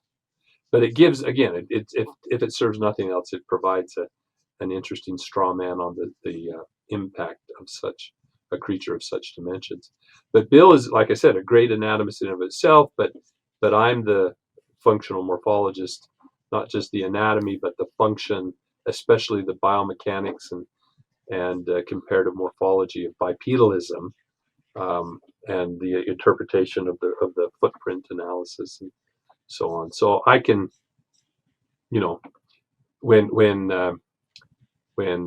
Bill is looking at the image, he's noticing all the features that relate to the possible costume design foremost in his mind. When I'm looking, I'm identifying muscle masses and groups and tendons behind the knee and proportions of the craniofacial anatomy and so forth. And so, while also, And you kind of walked right into what I wanted to know from you when you got to watch that in its final, beautiful, fully restored, the best it's ever been. And what were the things that jumped out at you like almost well, immediately? it wasn't, honestly, this is the thing I've often tried to stress. For me personally, there really wasn't an aha moment. It was more of a "I told you so," because I had scrutinized this so many times and in so many ways, looking for all of these features, which to the lay person are obscure, especially when Mhm. seen gyrating across the unstabilized image. Right. So the stabilization and the tremendous not enhancement, optimization. I don't like to use the word enhancement because that implies Yeah. there's information added. There's no information added. It's just the information there is optimized. And and so now I can say, all right, now can you see the flexion of the foot, the toes dorsiflexing? Now can you see the tendon of the biceps femoris and the hamstrings? Now can you see the thumb is actually visible and crosses the palm, and there is no okay sign, there is no walks like an Egyptian. You know, Suddenly these things that we have drawn attention to, and have discussed at length elsewhere, are presentable in a way that is hard for anyone to look at and deny. I mean, because they're so obvious now, they're so apparent, and they're so vivid and dramatic. I mean, the in-house sort of skeptic on the TV show, and I'm embarrassed now. I went blank on his name. But he's a biologist, a broadly trained biologist, but he's has a reputation of being a rather skeptical curmudgeon when it comes to offering an opinion about some of the video pieces that they look at on that show, on The Proof Is Out There. And I got a call from the producer. He said, I just had to call you, Jeff. I'm in my car, but I just got off the phone with so-and-so. And he reiterated his reputation for being quite the curmudgeon. And he said, he called me out of the blue and said he had just finished looking at this piece. And his comment really hit home. He said, you're really making it hard for me to remain skeptical. And it was so he was so impressed. The producer was so impressed that he felt he had to share that with me right off the bat while he was still driving down the street. And so I was so impressed that I said, "Well, can you think he would have a conversation with me?" Which we did, and I invited him once the thing had aired and so forth to write up and summarize in a little guest editorial in the Relic Hominoid Inquiry, the online journal scholarly journal that I edit, along with my editorial board. He did a guest editorial summarizing this experience and his impression and his sort of change of perspective on this as a result of such a stunning optimization of the film, which he did. He took a little more guarded position, but still was very forthcoming and basically said, there could be something to this. I mean, this really gives me reason to take a more open-minded look at the whole subject, and that's been published in the RHI. You can find it in the editorial portion. But yeah, it was impressive. It was impressive. There's no question about it. But, it's hard to go back and watch any of the others now. Oh yeah, the bar is so high. It really is considerably better. Yeah, without a doubt. I mean, that's been one of the problems. Not problems. I mean, we're blessed with something. It's unfortunate that even now, with all the advancements in both the presentation and the observations, but also now the scientific backdrop, 55 plus years later, where in 1967, 68, when they went to the UBC, University of British Columbia, and then to the Smithsonian. I mean, the mindset at the time did not accommodate the potential existence of such a creature. There could be only one species in the bipedal hominin niche. The adage from ecology is one niche, one species. And so the difference then to now, where instead of seeing hominin evolution as a single file march, one species giving rise to another, because there can only be one in that niche at any time. Now we know, well, that's not, we painted the picture, the niche too broadly with too broad of brushstrokes. There are different ways to be a bipedal hominin and they can coexist across the landscape. And in fact, there's evidence now that at any given time there might have been 6, 7, 8, 9, 10 different species across the landscape. If you went in a time machine, went back, zipped back several tens of thousands or hundreds of thousands, 500,000 years ago, stepped out, walked around, you might bump into any of a number of species. And that some of those lineages have persisted until more recently than would have ever been imagined possible. Because it was kind of thought, well, okay, maybe we can accommodate these, multiple species of what are basically bipedal apes. But once our genus emerged from that bush, then it was an exclusive club. Well, no sooner had they made that assertion than Richard Leakey discovers 4 different species, 3 hominins and Paranthropus in East Africa, coexisting at the same time. And one of them was quite advanced, had a brain that was about 50% bigger than a chimpanzee's instead of only 10%. And but yet there were still lingering hominins, the Homo habilis, Homo rudolfensis, that were really kind of advanced Australopithecines, advanced only in the reduction in size of their premolars and slight increase in brain size and more efficient use of very primitive stone tools, which now they've also shown Australopithecines. As soon as they got the hands free, they had to do something with their hands. And so even the Australopithecines were using little flake tools to carve away the last scraps of meat off the bones. They weren't making spear points and bows and arrows, but they were, you just break off and you can have a scalpel sharp flake that can slice through that leather skin and cut through those tendons and spare you've given up your sharp piercing canine teeth. So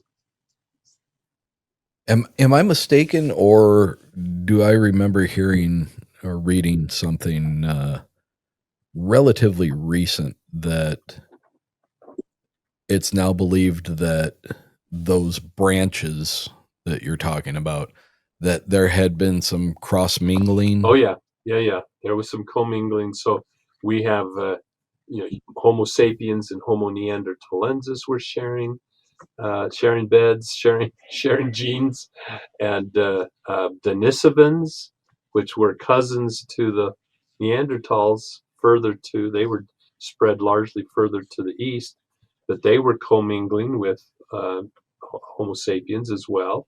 So modern Homo sapiens have remnants of their genes. Even Homo heidelbergensis, the species that preceded us, but yet persisted. There's a specimen of heidelbergensis that was recovered outside of Beijing that the tentative date, although there still remains some controversy over the dating, 12,000 to 20,000 years ago. Well, Homo sapiens were in the neighborhood at least 75,000 years ago, and Homo sapiens had been around, if not around the block. They were over in another continent, but they were already on the scene 300,000 years ago. So there was overlap with Homo heidelbergensis, with Homo neanderthalensis, Homo denisovan, and then it turns out the Hobbit, Homo floresiensis, was down in southern Asia, Southeast Asia, and that looks like a remnant Australopithecine for all intents and purposes. So it had to migrate from East Africa about 2 million years ago. Well, let's not use migrate, because that conjures in people's minds, putting the old hobo sack over your shoulder and marching into the sunset.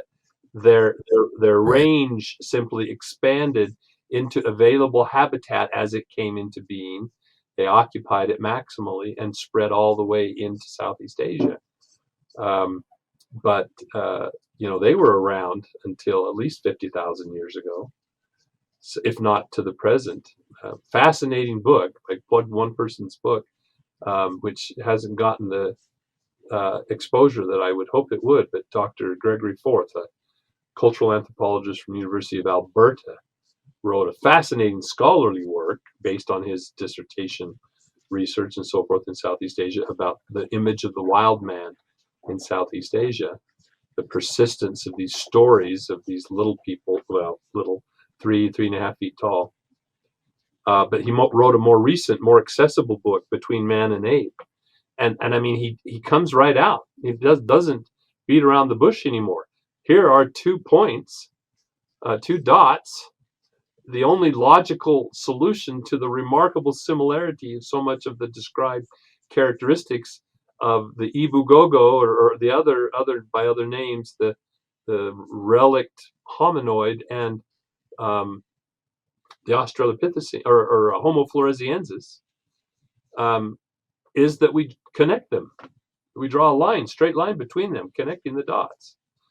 I mean, he makes that argument, but still people are reluctant to, I don't know why. I don't know what the resistance is now.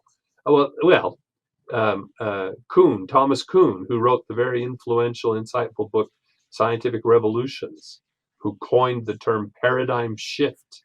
He said, very presciently, sometimes it takes the entire preceding generation to turn over, to die off, and push up daisies before the new idea can take root and sprout and flourish and be accepted by the next generation. And I think we're right on the cusp. The notion of the single species hypothesis is still casting a shadow. Some of those old adherents are still the gatekeepers, journal editors and society presidents and department chairs. But give it another 5 years, and I think we'll see new faculty with new assistant professors with tenure who have been raised with the notion that yes, there can be relict hominoids. You know, yes, Virginia, there are relict hominoids, and then we'll see it take off. So I'm hoping to stick around long enough to witness some of that happening. I wanted to go back real quick to Gigantopithecus. Fossil evidence of bunch of teeth, 4 jaws. Has there been any part of the foot? No, nothing that's been identified or attributed. Nothing. Because wouldn't that be? Wouldn't that would be very telling? Yeah, it could, depending on the part of the foot. There's a lot of. I wrote a paper, co-authored a paper with a colleague. A 5th metatarsal, the little long bone in the 5th digit of the foot, was discovered and attributed to Australopithecus. And given its superficial similarity in size and proportion to the human condition, the author concluded, well, there you have it. The foot was essentially modern with full-blown arches. Well, it wasn't either or. It's not like evolution flipped a switch and you went from non-arch to arch. The emergence of the stabilization of the foot was very mosaic, very sequential. And the first part to stabilize was the lateral column. But we took that same bone, those same measurements, and compared those measurements across a much wider representative sample of other hominins, great apes, various human populations, even monkeys, baboons, terrestrial monkeys. And there was tremendous overlap. You were just as justified in saying that, well, Lucy had a foot just like a gorilla as you had in saying she had a foot just like a human. Because actually, in the proportions that they chose to measure and report, which didn't capture the nuance of qualitative anatomical features, showed that they were remarkably similar. There was lots of overlap in many of the metrics, the indices that they derived from their measurements. But those are. It's like I say, and this is a crude example, but if you brought out an apple and you brought out an orange, and the only way you compared them was to compare their height to breadth ratio, guess what? You probably couldn't tell the difference between the two. Right. It takes a lot more. You have to really understand the anatomy. You can't just rely blindly on simplistic metrics. I mean, metrics can capture a lot of aspects of shape and thereby discriminate things on the basis. But if you're too superficial, or with an agenda in mind, select indices that support your narrative, that these are just little people walking on arched feet, then you emphasize the similarities rather than point out the remarkable disparities that have biomechanical significance. So it's always frustrating because that paper first got cited over and over and over again as evidence, as documentation of the presence of arches in the Australopithecine foot. Everything else, when you look at the whole skeleton that has been assembled from other individual pieces and other specimens, doesn't support that in the least. Not in the least. And the footprints attributed to the same, at least this grade of evolution, shows a mid-tarsal pressure ridge, which attests to flat, flexible feet, which was the primitive condition for early bipedal hominids. They walked on flat, flexible feet for probably 7 million years, nearly. At least 5 or 6 million before the arch started to, by the time you get to Homo heidelbergensis, then there's when stable. when you say that, when you say those numbers, isn't it just like almost impossible to fathom?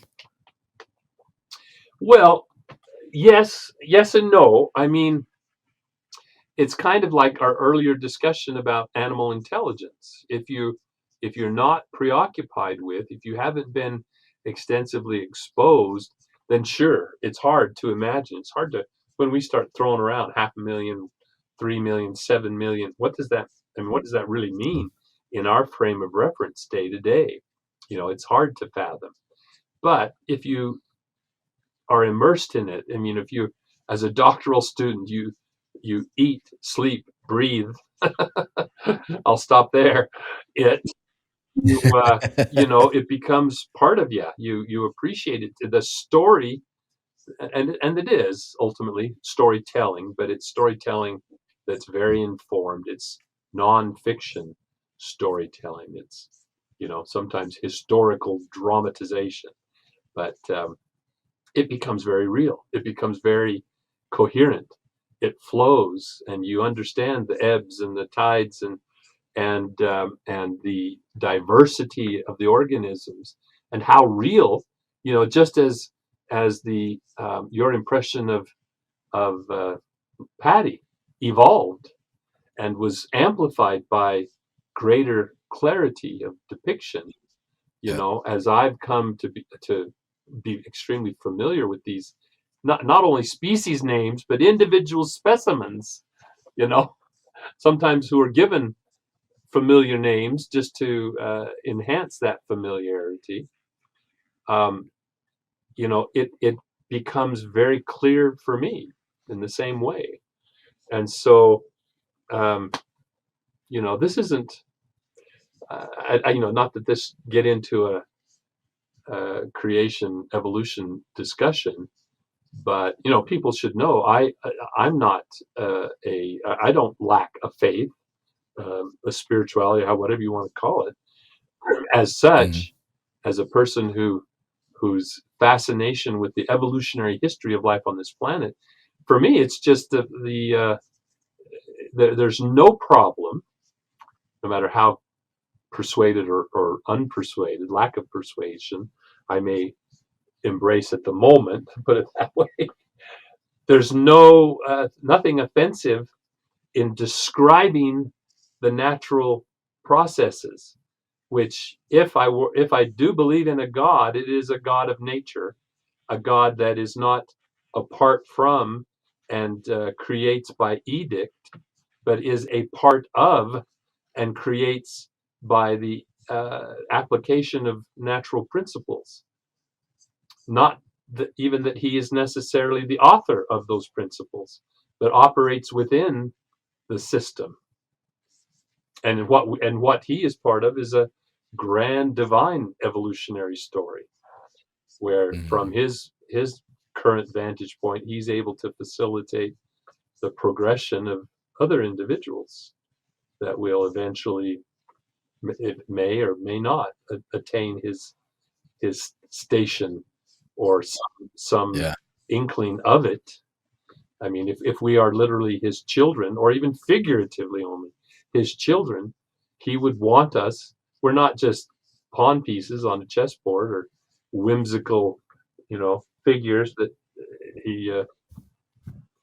he amuses himself with. We are his offspring, in either a literal sense or a figurative and spiritual sense, and he wants, just as we want the best for our children, he wants us to experience the ultimate potential of humanity. So anyway, I That's very interesting. And I know you're trying to get away from that, but I want to touch sure, on that I'm just a comfortable. little I'm bit. comfortable talking about it. Um, I'm sounds like I'm in the same boat with you. I have a faith. I have a belief. I have a relationship that is very much more a personal relationship than attributed to any building Right. or Yeah, institution. institution. And I've said this in some of my episodes where we've talked about the possibility of extraterrestrial, ultra terrestrial, or interdimensional Mm-hmm. life. And I know for someone with your background, those are tough things to try to even get into a conversation with. But like I've made the comment before, if you took every species, every little animal, from the tiniest little shrew to, all the way up through us, common modern human, Mm-hmm. and you put them all in a lineup, and you looked from one end to the other, what's the one thing that does not look like it belongs here? Modern man. Well, yeah. Everything else has tails and hair and fur or claws or teeth, sharp fangs, even Sasquatch within that parameter would be more proper than us. Mm-hmm. So is it divine intervention? Was it an alien intervention that altered our DNA to make us slightly different than everything else? There's a number of different Sure. viewpoints on it, but the one thing is that we stand out so dramatically from everything else, even though we are very close to gorillas and monkeys and chimps, as far as how we look and how we behave and how we take care of our young. There's so many similarities and everything, but we are still significantly different. There are differences, yeah. I think there are more differences of degree rather than differences of kind. And so, when you consider the fact that we share, say, with chimpanzees, depending on whether you're looking at the whole genome or the mitochondrial genome or whatever, anywhere from 94 to 96 or 7% identity. Mm-hmm. Yeah. It's in that 3 or 4 percentage points that we differ. I mean, you can flip that around and say, that not that chimpanzees are identical to us, but we have 96% chimpanzee DNA in us, and that so it amazes me or impresses me the amount of divergence that was possible with just a modification of a handful of genes and a few chromosomal rearrangements, which have also had some Mhm. dramatic impacts. Now, whether that required extraordinary interventionary means to achieve, or whether, but see, and if that were the case, um, I would expect there to be a more abrupt change. How is it that Mother Nature, if you will, was able to propel a primate lineage so close to us, but just wasn't able to nudge us across the finish line? Yet in the Yeah. fossil record, this was it in that search for missing links. People say, well, look, there's the apes and there's us. There's this, like you said, as you framed it, we don't seem to belong here. We're so subtly different, even though we share so much in common. How do you explain? And Yeah. this was the medieval perplexion was, how do you explain that gulf? And of course, their experience was with your basic farm animal. They didn't have exposure in Europe to chimpanzees and orangutans and gorillas that looked so much more like us. That's why it was so astounding when they were finally brought to Europe. But if you then, and so like when I tell my students, would you, if evolution were true, you would expect a missing link, right, between our nearest neighbor, us, and them. Yeah. Well, you look in the fossil record, and what do you find? You look at the Australopithecines, and you couldn't ask for a better missing link. Something that's exactly intermediate between chimpanzees and humans. And then, in fact, you find there's this whole sequence of missing links that span that chain of being remarkably smoothly through the millennia, more than the millennia, through the last 7 million years since the divergence from a common ancestor with chimpanzees. That's why, you have to, when you understand the fossil record, notions that, oh, we can put all the fossils for human evolution in a shoebox.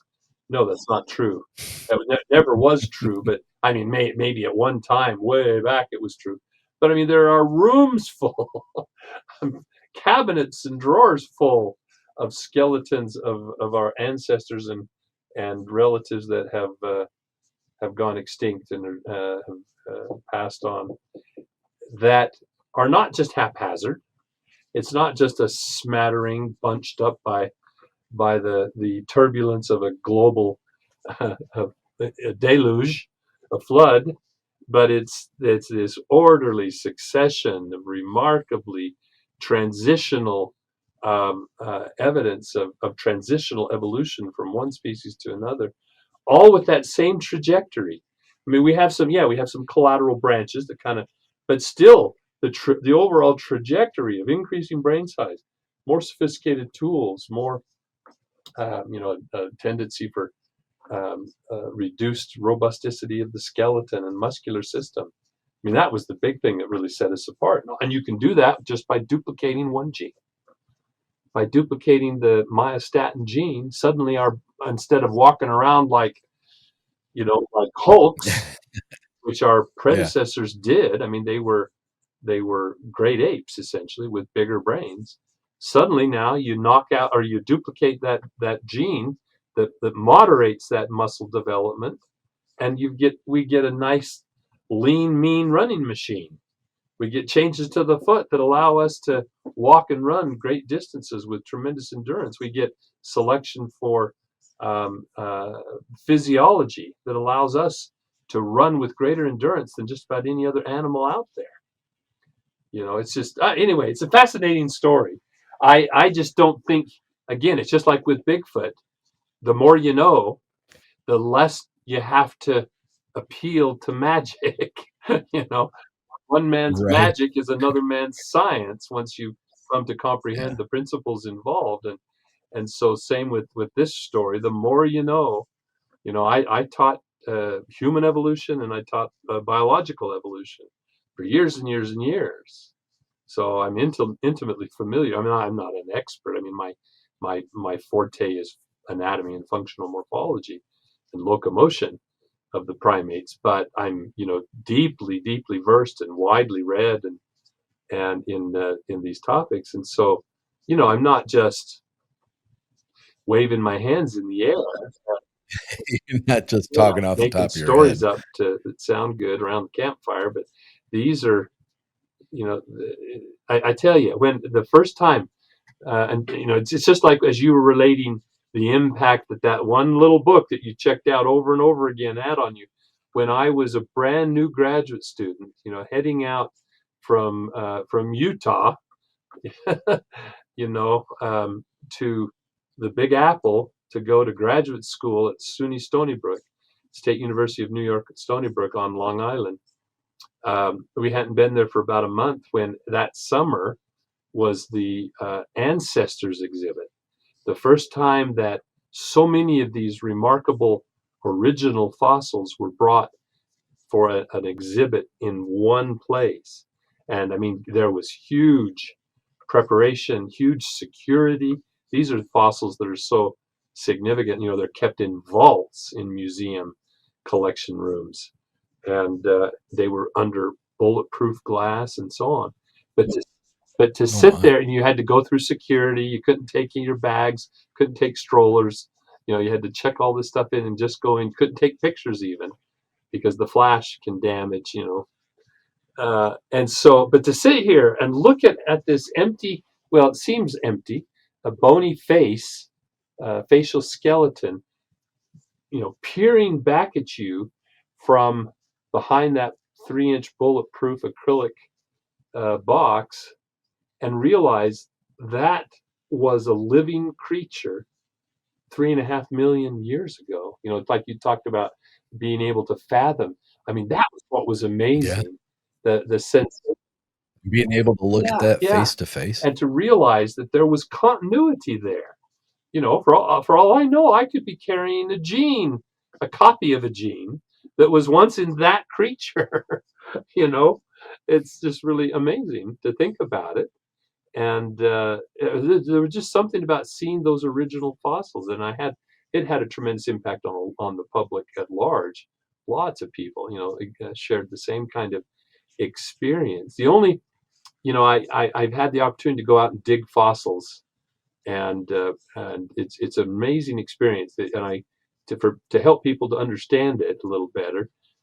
If you've ever been panning for gold, is one example. You're sitting there sloshing that, and then all of a sudden that little glint, and there's a flake of gold, and this feeling, it just, you know, the gold fever kind of. I mean, it's Yeah. just, but it's just that astounding discovery of that rare flake of gold there, and picking that out. It's the same thing when you're sifting through or you're splitting open a rock, and there's a tooth of a creature that lived maybe not 3 million years ago, but 30 million years ago. And you know, that was part of a living creature. It's an organism. It's just like finding that little piece of rare gold, and that was then amplified to where you're not looking at just a little fragment, but here's the skull of one of these creatures. It's just, yeah, it's hard to describe. Yeah, Amazing. Absolutely fascinating field. amazing. You know, people ask me, what do you do for fun? I go to work. Fun at work. I learn all these interesting things and do all this research, and I have chances all over the There could be world. Oh yeah, worse things.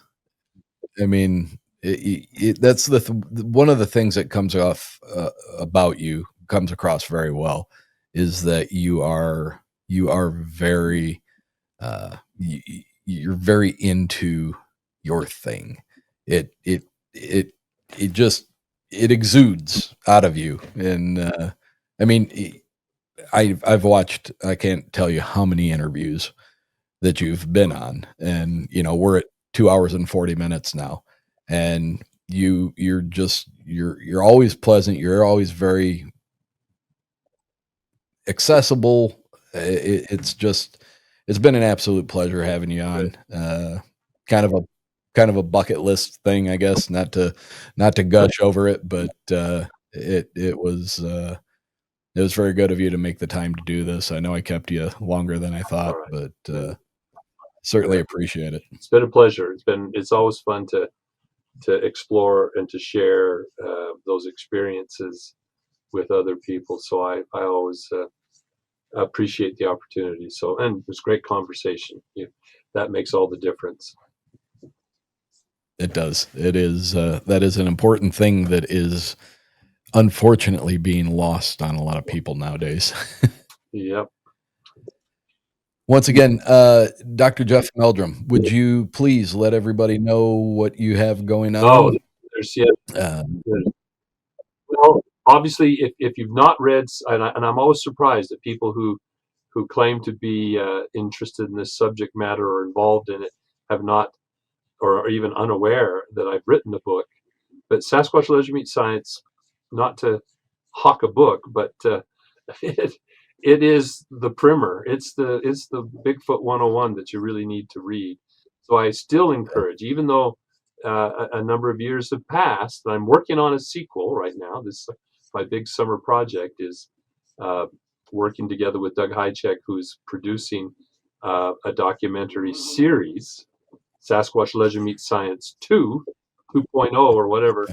I'm writing a book to go with that will eventually be available.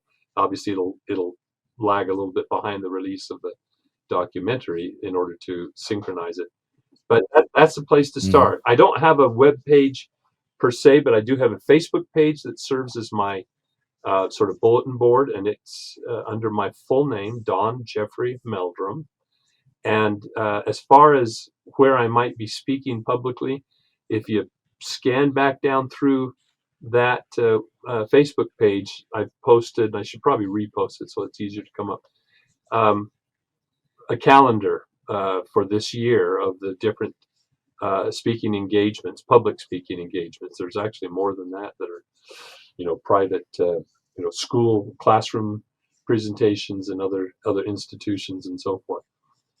But encourage you to do the research, selecting the venues. Some are better than others. There's no getting around that. But oftentimes very worthwhile, good programs with a variety, of speakers, a variety of topics. And what else? Oh, the Relic Hominoid Inquiry. For those of you that are ready for a little more meat on the bones, it's very easy to get to. It's www.isu.edu/RHI. The Relic Hominoid Inquiry is a registered scholarly journal. We're in our 13th year. I'm the managing editor, but I'm assisted extensively with a editorial board of a dozen academics or professionals, and we have research papers, extensive essay-style, in-depth book reviews, news items, editorials, translations of historical papers and items, and it's just lots of good stuff. Obviously, it's a narrow scope, so it's taken a while to kind of get ahead of steam, but the accumulation over the past 13 years has produced some really great stuff, and so I'd encourage you to take a look at that. Okay. There you have it. Ladies and gentlemen, Dr. Jeff Meldrum. Thanks again so much, sir. It's been an absolute pleasure. If you will, just hang on here with me while I stop the recordings.